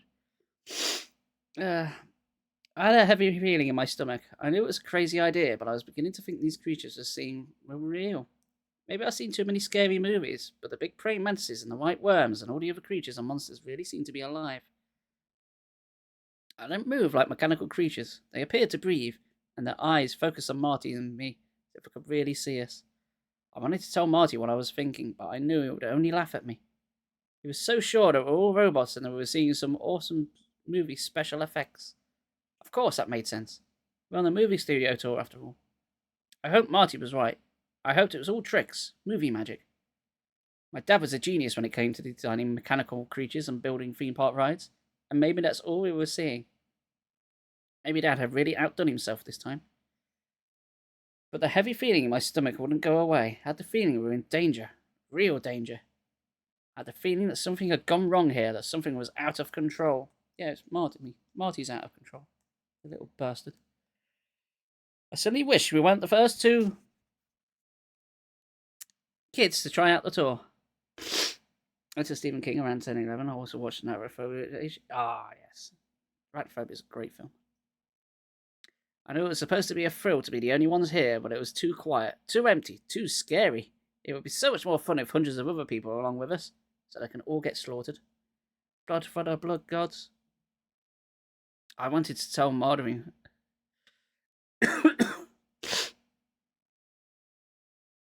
Oh yeah, the horror film, yeah. Yeah, arachnophobia on its own is not as cool. I don't have arachnophobia, I quite like spiders. Spoons are my friends. He was so eager to prove he was braver than me, so eager to prove that he wasn't afraid of everything. I couldn't tell him what I was really thinking. I picked up the 2 plastic stun guns and handed him one. I didn't want to carry them both. He took the barrel of his gun into his jeans pocket. Hey Evan, look where we are, he cried. He jogged past me, his eyes straight ahead. Check it out. He started running across the grass. I turned and started to follow him. I didn't want him to get too far ahead. The sky had darkened. The sun had disappeared behind a heavy blanket of clouds. Wisps of grey fog hung low in the cool air. Like it just don't care. It was nearly evening. I crossed the road and stepped into a town. I mean, it was the movie set of a town. A small town with a low 1- and 2-story buildings, small shops, a country-looking general store, big old houses in the block behind the stores, a bear in a big blue house. Do you think this is a set they really use in the movies? I asked, hurrying to catch up to Marty. He turned to me, his dark eyes flashing with excitement. Don't you recognize it? Don't you know where we are? And then my eyes fell on the crumbling old mansion, half hidden by the twisted trees, and across from it I saw a crooked picket fence that ran across the old cemetery. Then I knew we were on Shock Street. Wow, I exclaimed. Wow. Spinning around, trying to take it all in at once. This really is Shock Street. This is where they filmed all of the movies. All of them. They reused the same sets because it's fucking cheap. Spiders do be cute. You're not seeing a rack. It's a great film. It's got what's his face in it? Whose name I can't remember. Yeah, they're in it. Took the barrel in his jeans pocket. Humphrey shook his own balls. That's something society thinks is shocking. It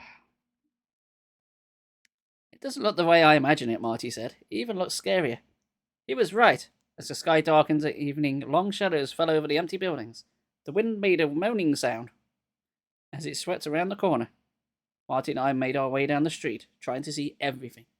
We kept crossing from side to side, peering into the dark, dust-covered shop window, then running to examine the front yard of the run-down old mansion. Check out the empty lot, I said, pointing out. That's where the Mad Mangler hung out. Remember, in Shocker 3?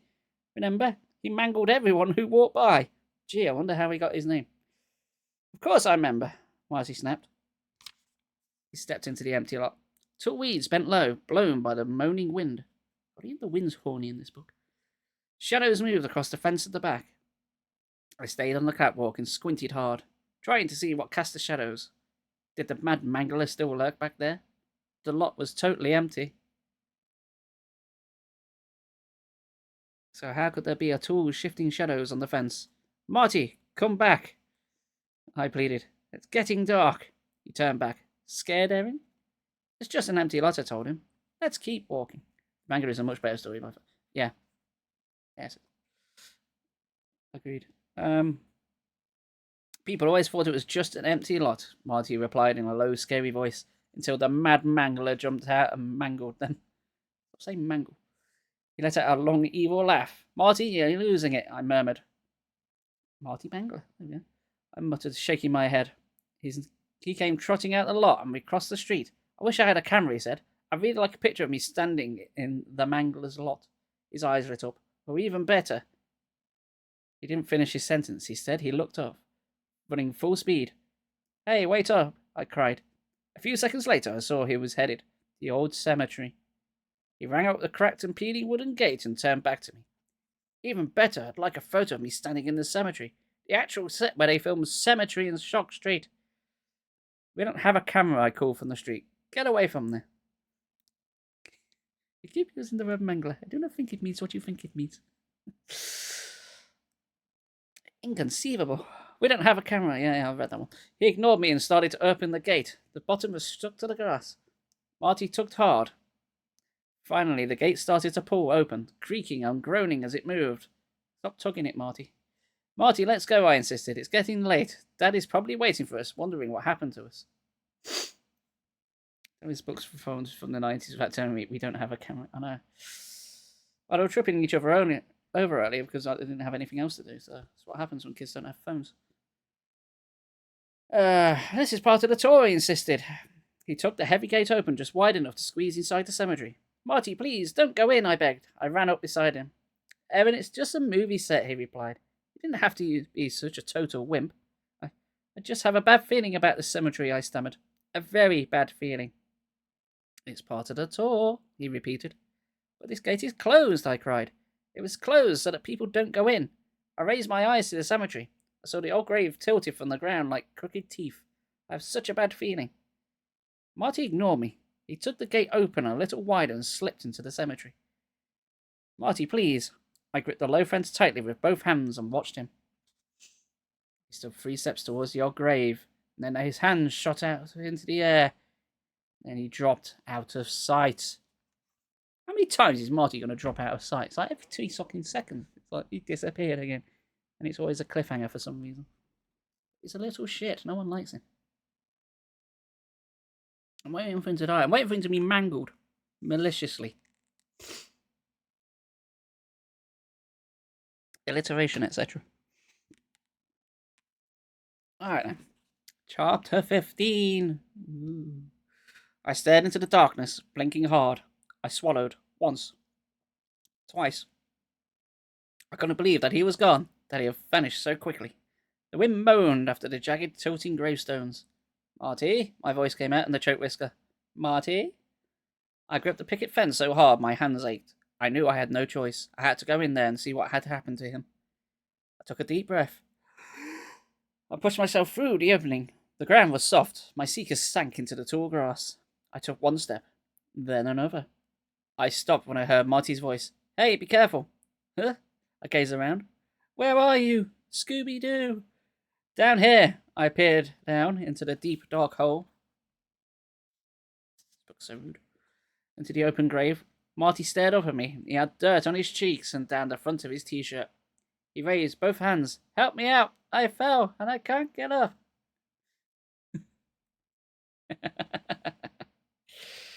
Good old Nietzsche and his horny Actually, Nietzsche's erotic fan fiction didn't go very well, did it? I had to laugh. He looked ridiculous, standing into the hole covered in dirt. It's not funny. Help me out, he repeated impatiently.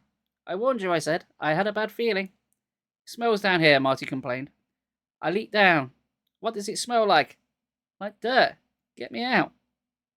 Okay. I grabbed his hand and tugged. He kicked his feet, digging the toes of his sneakers into the soft dirt.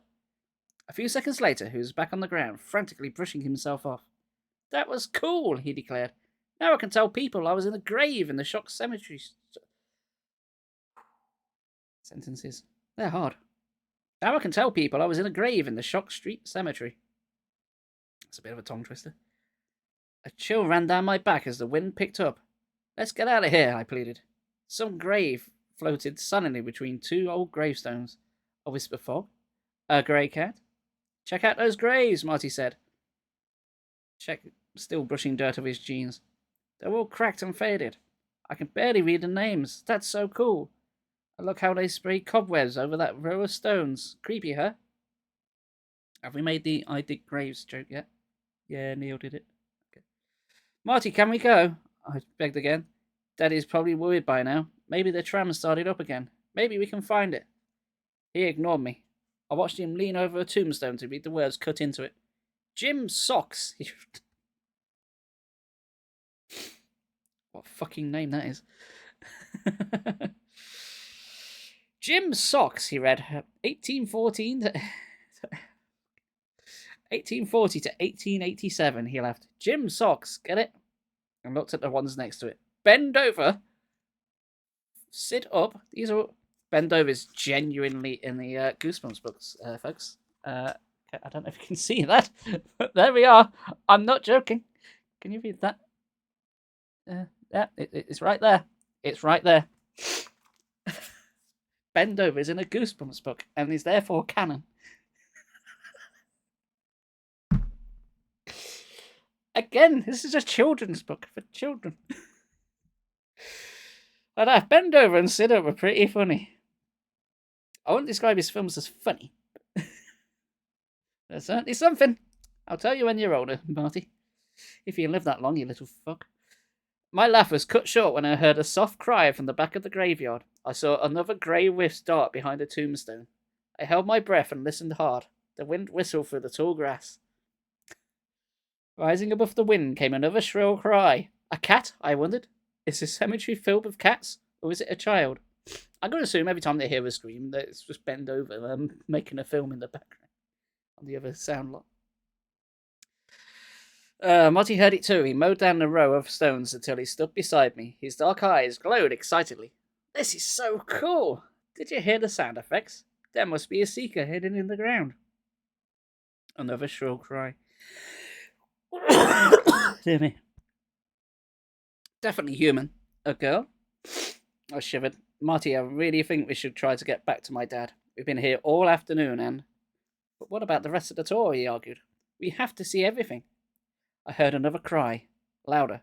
Closer. By Nine Inch Nails started playing. A cry of terror.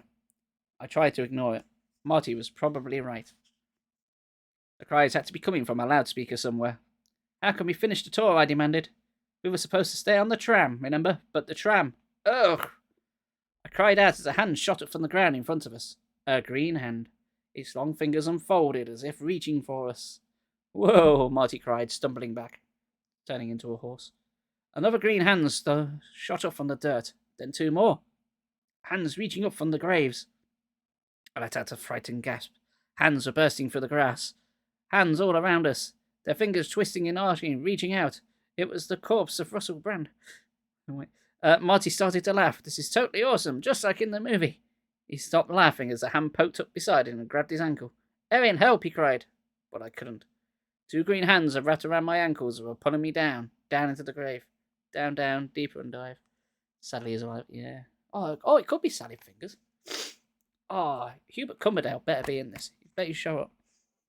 I'll give this book £1 if Hubert Cumberdale appears.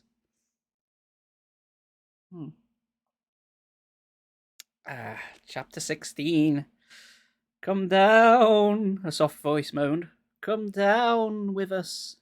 You know how to say go down? No. Stop. No, I shrieked. My arms thrashed the air. I tried to kick, but my hands gripped me so tightly, so firmly. My whole body frantically jerked and tilted back and forth as I struggled not to fall. If I fell, I knew they would grab my hands too and pull me face down into the earth. Careful pounding about the paper cuts. Yeah. Gotta live dangerously. Come down with us. This is the bend over script, isn't it? Hands everywhere, people going down. I'm convinced it is. This isn't a joke, I thought. These hands were real. They were really trying to pull me underground. We're going underground. Help! Oh, help! I heard Marty's cry. Then I saw him fall. He toppled to the grass on his knees. 2 hands gripped his ankles. 2 more green hands poked up from the dirt to grab his wrists. Come down! Come. Bet that's where it's going to be down, isn't it?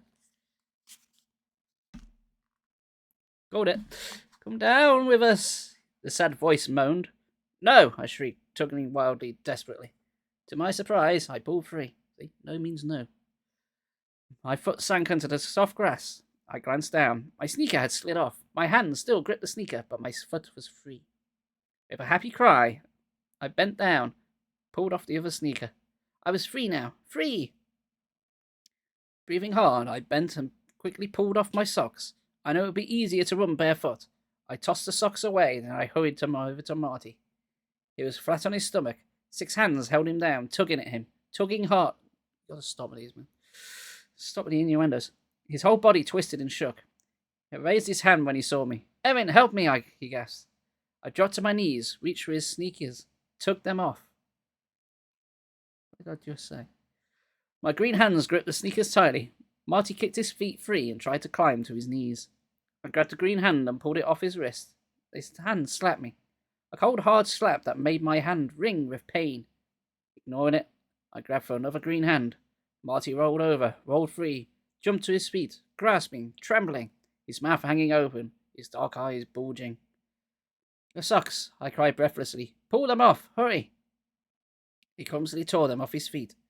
His hands grabbed wildly for us, dozens of hands stretching up from the dirt, hundreds of hands reaching up for us in the tall graveyard grass. Come down with us, the voice moaned. Come down. I'm starting to think that R.L Stine had a word limit he had to reach, because it keeps reusing lines. A dozen other soft voices called from beneath the ground. Marty and I froze. The soft, sad voices seemed to hypnotize me. My legs suddenly felt as if they were made of stone. Come down. And I saw a green head pop up from the dirt. And then another head. Another. Bold green heads with empty eye sockets and open toothless mouths. I saw shoulders, then arms, but no head, shoulders, knees, or toes. The heads poking up, bright green bodies pulling up from beneath the ground. Marty, I choked out. They're coming up after us. Oh no. Sounds like every zombie movie ever. Except for the good ones. I'm going to have to blow my nose, because my nose is running. I hope you don't mind. This is the spookiest part of the stream as Spanky blows his nose. Oh dear. Colds suck, everyone. Don't get them. Right, where was I? Chapter 17. That's where I was. I haven't gone anywhere.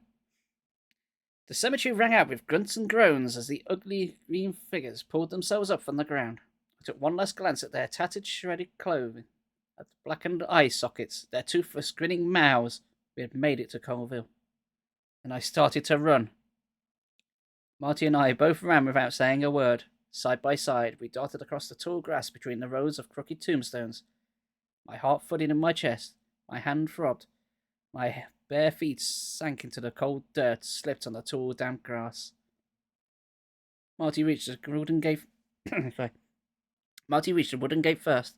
He was running so hard he banged into the fence. He let out a cry and then slipped through the gate into Shock Street. I could hear moans and groans and eerie calls of the disgusting green people behind me. All right, you racist. But I didn't look back. I drove for the gate, squeezed through, and shoved it shut behind me. Running into the street, I stopped to catch my breath. I bent over and pressed my hands against my knees. My side ached. I stuck in breath after breath. Don't stop, Marty cried frantically. Erin, keep going. I took a deep breath and followed him down the street. Our bare feet slapped the pavement. I could still hear the moans and calls back behind us, but I was too scared to glance back. Marty, where is everybody? Everybody's dead, Erin. Everybody's dead, Erin. I called breathlessly. Shock Street was empty, the houses and shops all dark. Shouldn't there be people around? I wondered. This is a big movie studio. Where are the people who work for Shocker Studios? Where are the people who work for the studio as a whole? Where is Bendover? Why isn't anyone helping us? Something is wrong, Marty choked out, running at full speed. We passed the horror hardware store and the Shock City Electronics. If you call yourself the horror hardware store, you're just asking for trouble, aren't you? The robots are out of control or something.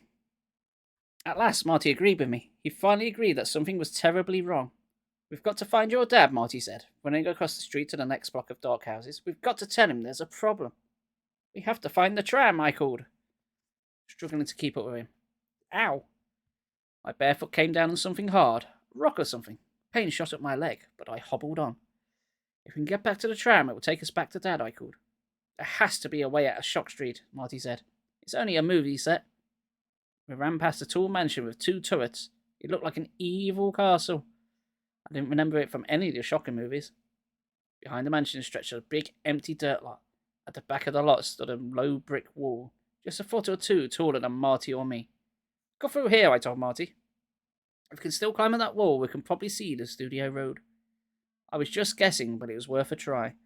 We both turned into the empty lot, my bare feet footing over the soft dirt. The dirt felt cold and wet as we crossed the field. Our feet tossed up big clumps of mud. I put my legs harder as the mud grew softer. My bare feet were sinking into it. As I ran, the cold mud rose up over my ankles. Marty and I were nearly to the brick wall when we ran into the sinkhole. Yay! We both uttered hoarse cries as the ground gave away behind us. The mud made a sick splush as we sank.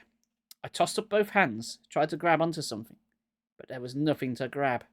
The mud oozed around me, over my ankles, my legs, up over my knees. It's sucking me down, I thought.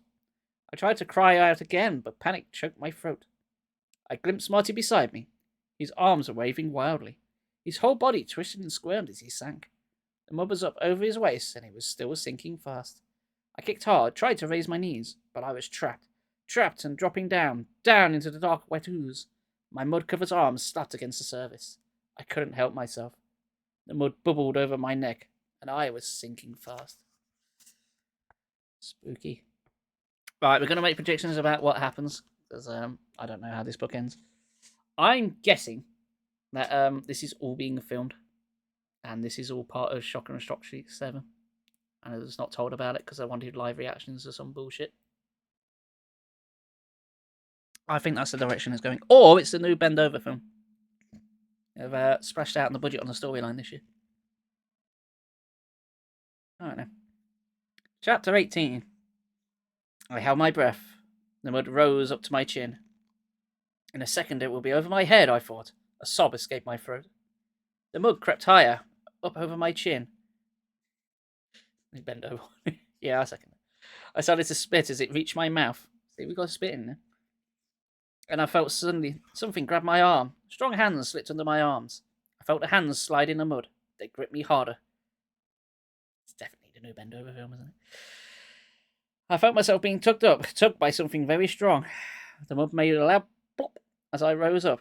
I felt the mud roll down my chest, my legs, my knees, and I was standing on the surface, still held by 2 powerful hands. Marty, I called, tasting the sour mud on my lips. It's not mud, is it? Are you? I'm up, I heard his hoarse reply. Erin, I'm okay. Strong hands finally let go. My legs trembled. I wobbled but remained standing. You know what? With words like plop, I'm just imagining like a Bendover film. Yeah, I know. But every time there's like a money shot, it has a sort of 1960s Batman style plop sound effect come up on the screen. And now I've put that image in your head and you can't get rid of it. I'm not sorry. I turned to see who had rescued me and stared into the glowing red eyes of a wolf. A human with a face of a wolf, clawed hands covered in black fur, a long brown snout curved in an open toothy grin, sharp pointed ears above a thick tuft of black wolf fur. A female, we found furries now. A female, she wore a silvery catsuit, sleek and tight-fitting. As I stared in shock, she opened her mouth in a throaty growl. I recognized her at once. Wolf girl! I turned to see her companion. Wolf boy! He had pulled Marty out of the mud hole. That's a euphemism. Marty's whole body was caked in mud. He tried to wipe his face, but he only managed to smear more mud over his cheeks. Stop it, Bug. Stop being horny. You saved us. Thank you, I cried, finally finding my voice. Oh, hello.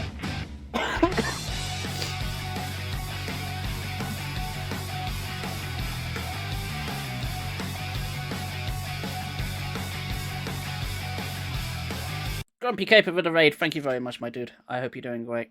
Hi, today, everyone, I'm reading Goosebumps, and I'm on chapter 18. I hope you're doing great. How was the rest of your Cyberpunk? I hope it went really well for you, buddy. Where the hell was I? And hello, Nord. Doing pretty well. Excellent.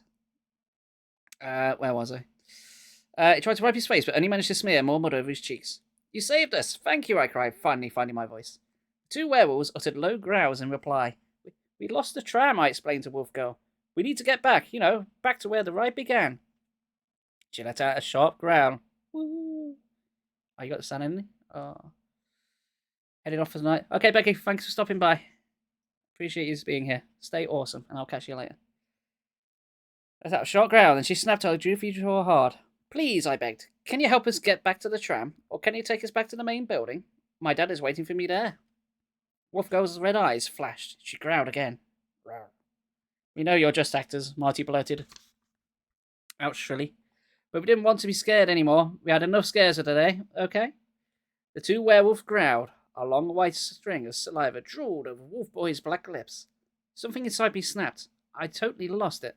Stop it, I screamed. Just stop it. Marty is right. We don't want to be scared now. Just stop the werewolf act and help us. The werewolves growled again. Wolf Girl snapped her jaws. A long pink tongue slid out, and she licked her jagged teeth hungrily. That's enough, I shrieked. Stop the act. Stop it. Stop it now. Stop right there, criminal scum. I was so angry, so furious. I reached up with both hands. I grabbed the fur on the sides of Wolf Girl's mask, and I tugged the mask with all my strength. Tugged with both hands as hard as I could. I felt real fur and warm skin. It wasn't a mask. You got a alert? Not a problem. Thanks, Grumpy. Appreciate it. Read again, my dude. Oh, man. Oh, we're barreling through this. We've got 20 pages left? Oh, about 30. Oh, we've got about 30 pages left. Let's see how this goes. Chapter 19. Ooh, I let out a gasp and jerked my hands away. The werewolf's red eyes glowed, her black lips parted. Once again, her tongue flickered hungrily over her yellow-pointed teeth.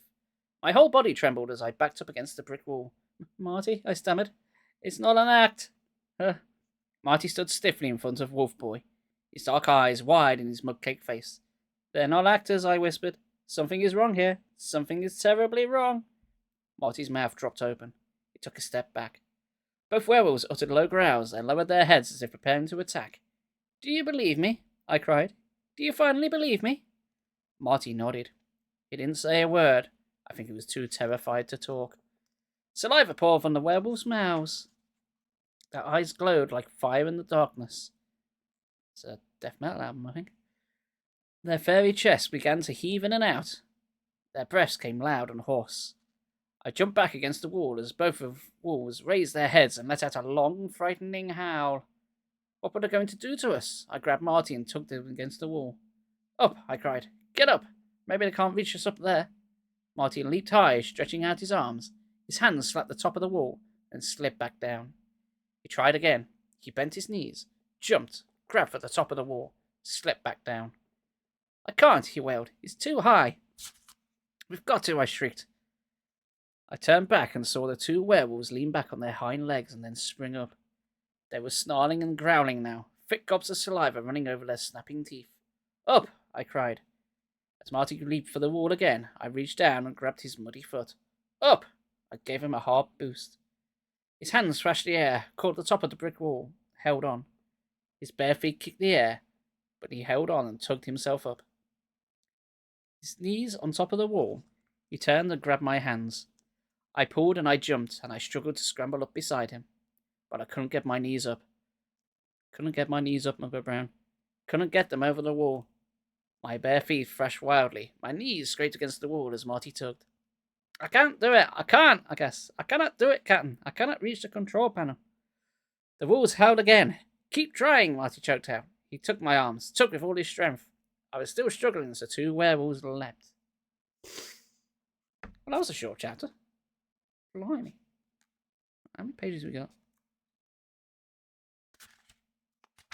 117 pages.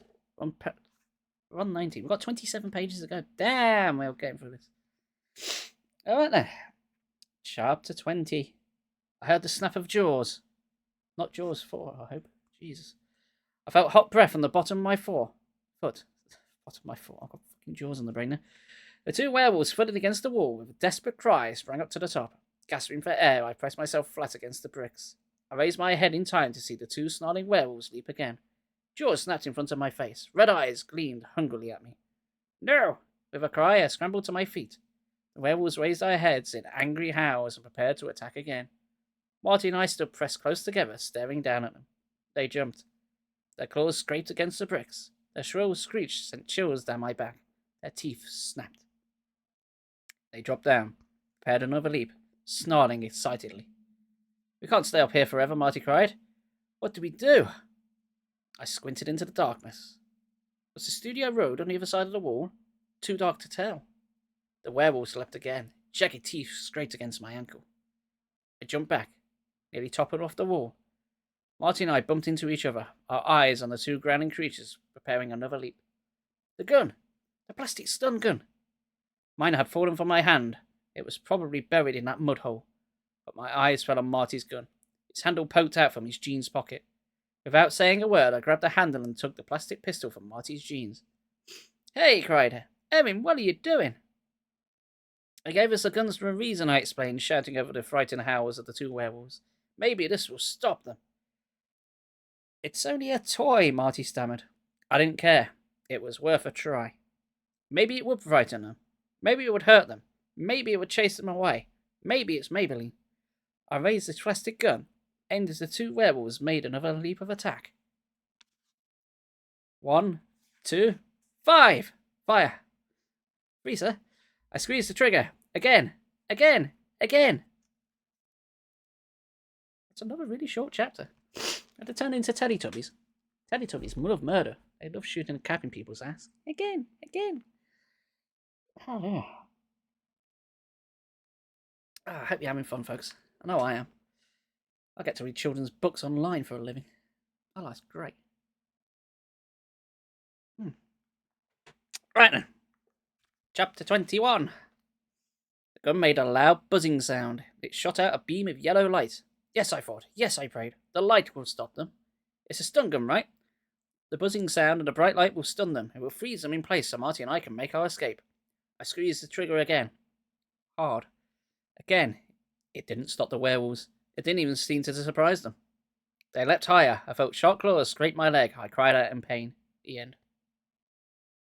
Alright, no, not really. And the plastic gun flew out my hand. It clattered against the top of the wall and slid to the ground. Just a toy. Marty was right. It wasn't a real weapon. It was just a stupid toy. Look out! Marty opened his mouth and his shrill shriek as the snarling creatures made another high leap at the wall. Claws scraped the brick and held on. Red eyes glared up at me. Hot wolf breath tingled my skin. Now that is definitely the name of a death metal album from the 80s.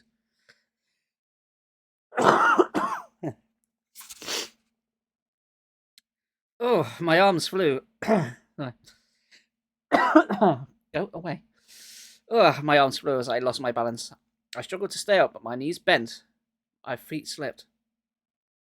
I grabbed for Marty, missed, and toppled off, landed hard on my back on the other side of the wall. Gazing up in horror, I saw Marty leap down beside me. The two werewolves were on top of the wall now. They glared down at us, red eyes glowing, tongues out, breathing hard. Preparing to pounce. Marty dragged me to my feet. Run, he cried hoarsely, his eyes wide with panic. The werewolf growled above us. The ground tilted. I still felt dizzy. A little dazed from my fall. We can't outrun them, I moaned. I heard a rumbling sound, a clatter. Marty and I both turned and saw two yellow eyes glowing against the dark sky. Yellow eyes of a creature roaring towards us. No, not a creature, not in a horror book. That's unheard of. As I drew nearer, I could make out its long, sleek shape. The tram! The tram bouncing over the road behind yellow headlights. Coming closer, closer, yes! I turned to Marty. Did he see it too? He did. Without saying a word, we both began running to the road. The tram was rolling fast. Somehow we had to climb to it. We had to. Behind us, I heard the werewolves howl. I heard a hard thump, then another as they dropped off the wall. The twin yellow headlights of the tram swept over us. The werewolves snarled and howled angrily as they chased after us. A few feet ahead of me, Marty was hurtling forward, his head down, his legs pumping furiously. The tram bumped closer, closer. The howling werewolves inches behind us. I could almost feel their hot breath on the back of my neck. A few more seconds, and Marty and I would make our jump. I watched the tram speed around the curve, yellow headlights washing over the dark road.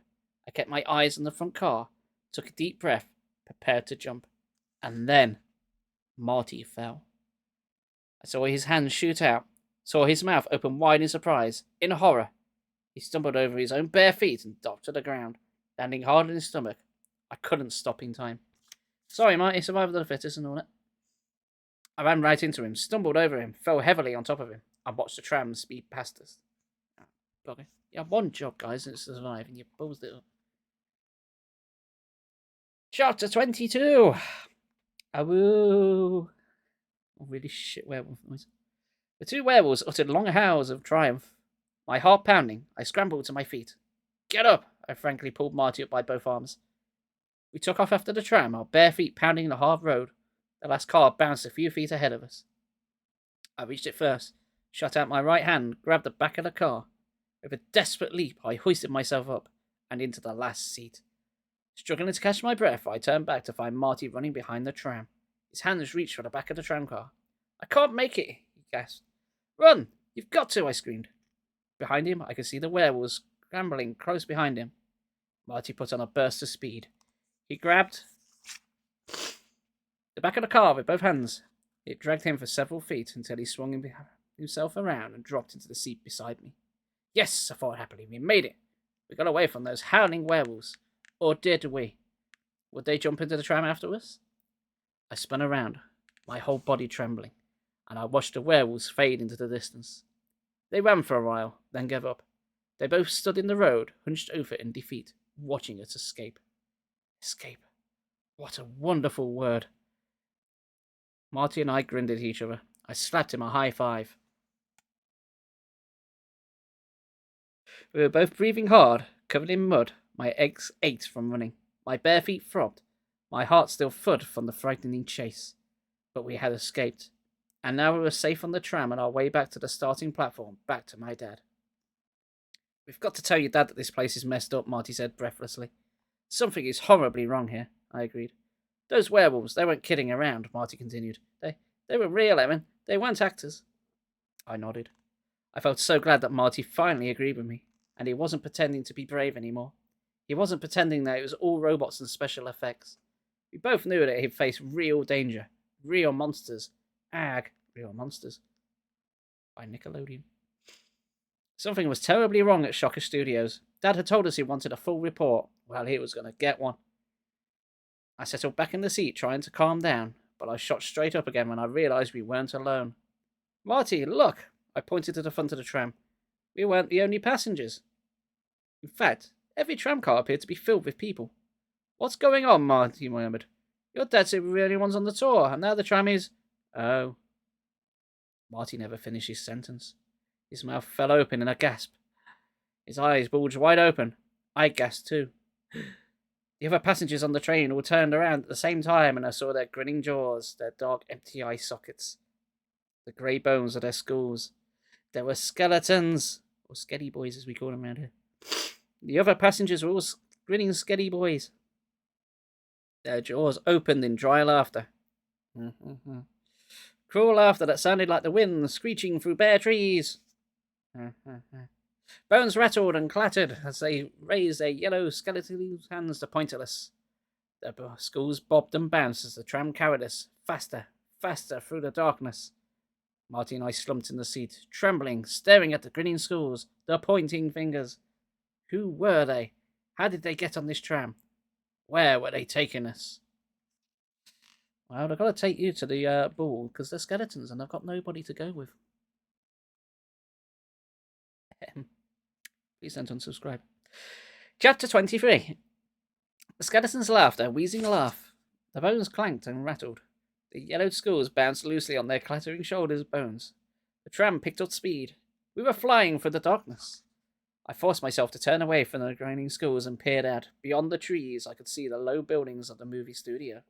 As I stared, they grew smaller, fading into the blackness of the night. Marty, where we're going, we don't need roads. We're not going back to the main platform, I whispered. We're heading the wrong way. We're going away from the buildings. I swallowed hard. I could see the panic in his eyes. What can we do? He choked out. We've got to get off, I replied. Let's go see bend over again. We've got to jump. Marty had slumped all the way down in the seat, as low as he could get. I think he was trying to hide from the skeletons. Now he raised his head and poked up to the side of the tram. Evan, we can't jump, he cried. We're going too fast. He was right. We were rocketing along the road, and the tram kept picking up speed. The trees and shrubs whirred past in the dark blur. And then as you skirted into a sharp curve, a tall building seemed to jump into our paths. A castle, bathed in swirling spotlights, all grey and silver. Twin towers reached up from the sky. A solid stone wall arose up from the road. The road! It curved straight into the castle wall. The road ended at the wall. And we were roaring down the road, still picking up speed, roaring towards the castle. The skeletons rattled and clattered and laughed a dry, screeching laugh. They bounced in the seats, bones cracking, jumping in excitement as we zoomed at the castle. Closer, closer. Right up to it now, up to the solid stone wall, about to smash right into it. Another really short chapter. Jeez.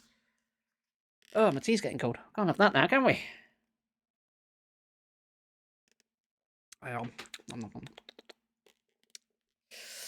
Chapter 24. My legs trembled, my heart pounded, but somehow I managed to stand on the seat. I took a deep breath, held it, closed my eyes, and jumped. I landed hard to my side and rolled. I saw Marty hesitate, the tram bounce. Marty dove over the side. He hit the ground to his stomach, rolled onto his back, and kept rolling. I came to the stop under a tree and turned to the castle, in time to see the train plunge into the stone wall without a sound. The first tramcar hit the castle wall and flew through it, silently. I could see the skeletons bobbing and bouncing, and I saw the next car and the next and the next, all shoot into the castle wall and disappear through it without making a sound. A few seconds later, the tram disappeared. A heavy silence fell over the road. The spotlights on the castle wall dimmed. Erin, are you okay? Erin, are you okay? Are you okay, Erin? Martin called weakly. I turned to find him on his hands and knees the other side of the road. I scrambled to my feet. I had scraped my side, but it didn't hurt too badly. I'm okay, I told him. I pointed to the castle. Did you see that? I saw it, Marty replied, standing up slowly. But I don't believe it. He stretched. How did the tram go for the wall? Do you think the castle isn't really there? That it's an optical illusion? Some kind of trick? There's an easy way to find out, I said. We walked side by side on the road. The wind rustled the trees, making them whisper all around us. The pavement felt cold under my bare feet.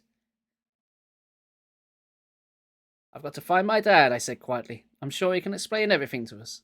I hope so, Marty murmured. We stepped up to the castle wall. I stuck out both hands, expecting to go right through. But my hands slapped solid stone. Marty lowered his shoulder and shoved it against the castle wall. His shoulder hit the wall with a thud. It's solid, Marty asked, shaking his head. It's a real rule, so how did the tram go through it?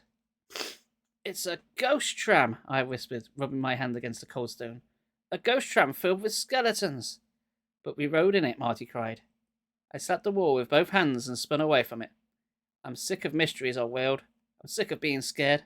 I'm sick of werewolves and monsters. I'm never going to another scary movie as long as I live. Your father can explain it all, Marty said, softly shaking his head. I'm sure he can. I don't want him to explain it, I cried. I just want to get away from here. Keeping close together, we made our way around the side of the castle, and I can hear strange animal howls behind us, and a frightening cackle cut through the air somewhere above our heads. I ignored all the sounds. I didn't want to think about whether they were being made by real monsters or fakes. I didn't want to think about the frightening creatures we had run into, or the close calls Marty and I had. I didn't want to think. At the back of the castle, the road appeared again. I hope we're going in the right direction, I murmured, following it as it curved in the hill. Me too, Marty replied in a tiny voice. Hear me? We picked up our pace, walking quietly in the middle of the road. We tried not to pay attention to the sharp animal calls, the shrill cries, the howls and moans that seemed to follow us everywhere. The road sloped upward. Marty and I leaned forward as we climbed. The frightening cries of the howls filled us and followed us up the hill. As we neared the top, I saw several low buildings. Yes, I cried Marty. Look, we must be heading back to the main platform. I started jogging towards the buildings. Marty trotted close behind.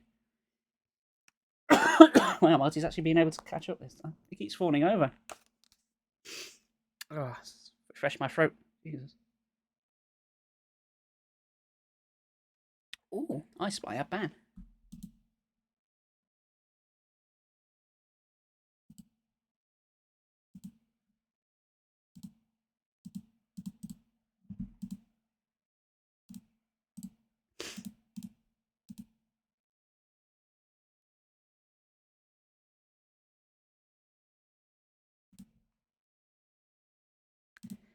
And there we go.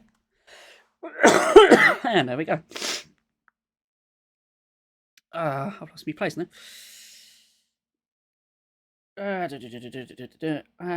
Fuck, I really have lost my place. Bollocks. Yes, I cried Marty. Look, we must be heading back to the main platform. I started jogging towards the building. Marty trotted close behind. We both stopped and we realised where we were. Back in Shock Street. Somehow we had made a circle. Past the old houses and small shops. Shock Street Cemetery came into view, staring at the fence. I remembered the green hands poking up from the ground. The green shoulders, the green faces, the hands pulling us down. My whole body shuddered. I didn't want to be back here. I never wanted to see this terrifying street again. But I couldn't turn away from the cemetery. And as I stared at the old gravestones from across the street, I saw something move. A wisp of grey, like a tiny cloud. It rose up between two crooked old stones, floated silently into the air. And another puff of grey lifted off the cloud, and another. I glimpsed Marty. He stood behind him, hands pressed against the waist, staring hard. I saw them too. The grey puffs rose silently like snowballs of cotton, dozens of them, floating up from the graves. Floating up from the cemetery and out over the street. Over the street and far away, corpses come to play again. Floating above Marty and me, hovering so low. You all float down here, Marty. And as I stared up at them, they started to grow, to inflate like grey balloons, and I saw faces inside them. Dark faces etched in the shadow like the man in the moon. You know what the man in the moon is? That's a reference. The faces scattered, old faces lined up one crease, eyes narrowed to dark slits, frowning faces, sneering faces inside the billowing white puffs. I grabbed Marty's shoulder. I wanted to run, to get away, to get out from under them. But like smoke, the wisp of mist, with their evil faces swirled down, swirled around us, trapped us inside. The faces, the ugly, scowling faces, spinning around, spinning faster, faster, holding us in the swirling, choking mist. Oh, we're getting close to the end, guys. Oh, 3 more chapters. 4 more chapters, but they're super short. Chapter 25. I pressed my hands over my eyes, trying to shut them out. I froze in total panic. I couldn't think. I couldn't breathe. I could hear the shrill rush of wind as the ghostly clouds swirled around us. And I heard a man's voice shouting over the wind. Cut! Pin that one! Good seeing everyone! I lowered my hands slowly and opened my eyes. I let out my breath in a long whoosh. A man came striding up to Marty and me. He wore jeans and a grey sweatshirt under a brown leather jacket. He had a blue and white Dodgers cap sideways on his head. A blonde ponytail tumbled out from under it. I had a word filming. Called it. He carried a clipboard in one hand. He had a silver whistle around his neck. He smiled at Marty and me and flashed up his thumbs up. Hey, what's up, guys? I'm Russ Denver. Good job. You look really scared. Huh? I cried, my mouth dropping over. We were really scared. I'm so glad to see a real-life human, Marty cried. This tour, it's totally messed up, I shrieked. The creatures, they're alive. They tried to hurt us. They really did. It wasn't any fun. It wasn't like a ride. The words spilled out of me in a rush. It was really gross. The werewolves snapped at us and chased us up over a wall, Marty exclaimed. The two of us started talking at once, telling the guy Denver all the frightening things that had happened to us on the tour. Whoa, whoa, a smile crossed his handsome face. He raised his clipboard as if to shield himself from us. It's all special effects, guys. Didn't they explain to you that we're making a movie here? That we were filming your reactions? No, no one explained that, Mr. Denver, he replied angrily. My dad brought us here. He designed the studio tour and he told us we were the first to try it out, but he didn't tell us anything about a movie being filmed. I really think... I felt Marty's hand on my shoulder. I knew Marty was trying to calm me down, but I didn't want to be calmed down. I was really angry. Mr. Denver turned back to the group of crew members behind him in the street. Take 30, guys. Let's break for dinner. They moved away, talking amongst themselves. Mr. Denver turned back to us. Your father should have explained it to you, really. It's okay, really, Marty interrupted. We just got a little scared, and all the creatures seemed so real, and we didn't want to see any other people here. You're the first real person we've seen all afternoon. My dad must be really worried, I told the movie director. He said you'd be waiting for us on the main platform. Can you tell us how to get there? No problem, Mr. Denver replied. See that big house over there on the open door? He pointed with his clipboard. Martin and I stared at the house across the street. A narrow path led up to the house. A pale yellow light shone inside the front door. That's Shocker's House of Shocks, the director explained.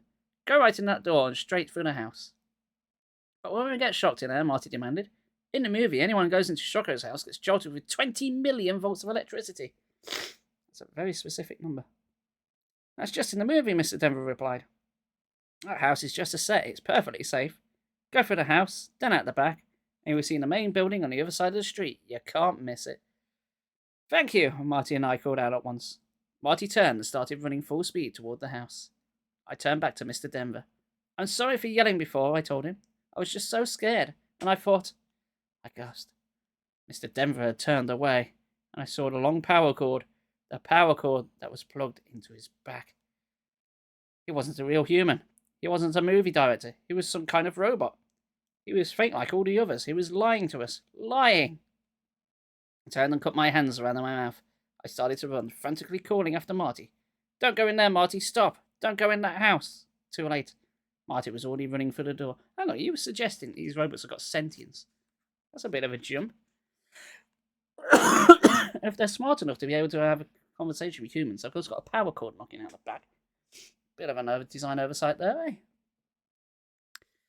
Chapter 26. Marty, wait, stop! I shouted as I ran. I had to stop him. The director was a fake. I knew I wasn't telling the truth. Marty, please! My bare feet pounded the hard pavement. I plunged up the path as Marty trotted onto the doorway. Stop!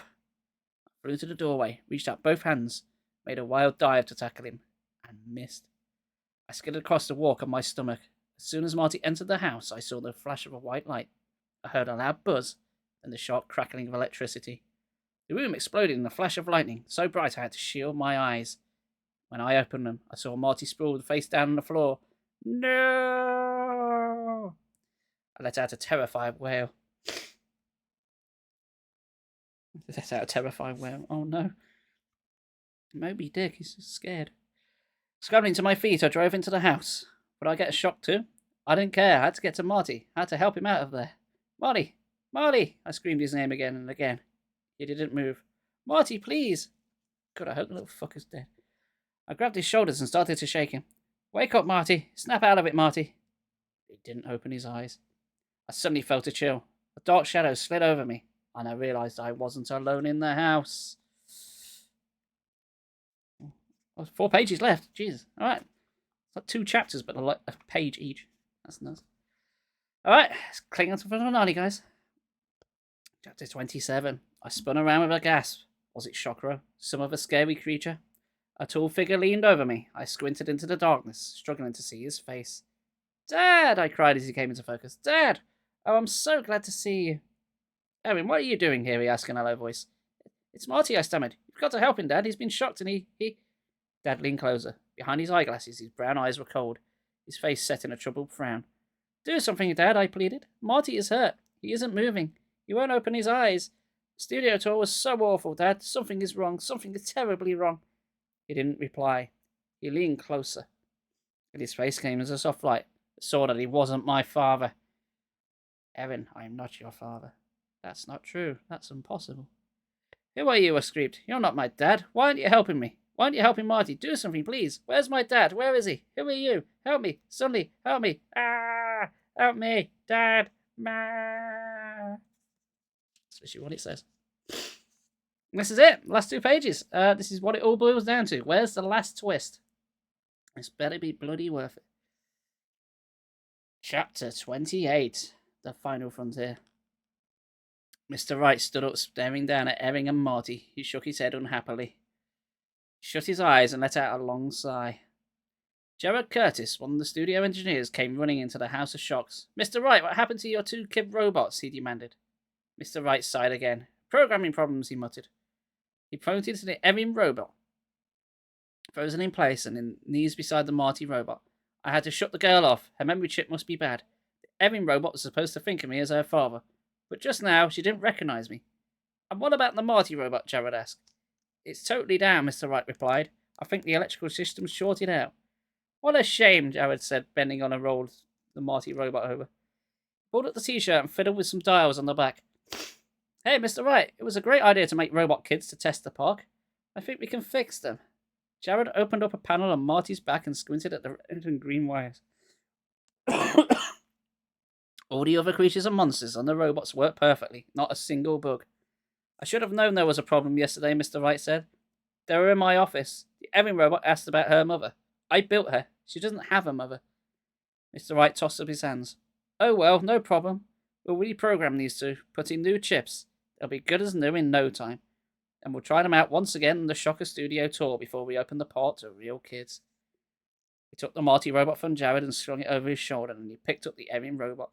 He tossed over his other shoulder, then humming to himself, he carried them to the engineering building. And that's it. The kids were robots all along. That was a bit of a shit twist, because it didn't bring up robots at all. Right to the very end when it pointed out the directing crew were robots. So they're also robots. So, if they're robots, why did they have a lot of humanistic traits? Why did they play jokes on each other? That's a more of a humanistic thing to do, isn't it? Why were they struggling to breathe? They're robots. They don't need to breathe. Why would they program to do that? Why did they program them to feel pain and to feel like cold and slimy and all that bollocks? Oh dear, I think that stinks of a last minute. Oh fuck! I need to write a twist at the end. Territory. That was a bit disappointing. Also, these things are cutting off circulation to my head, so I'll take them off. That was not as good as I remember it, and I didn't even remember it, so it's not even as good as not remembering it.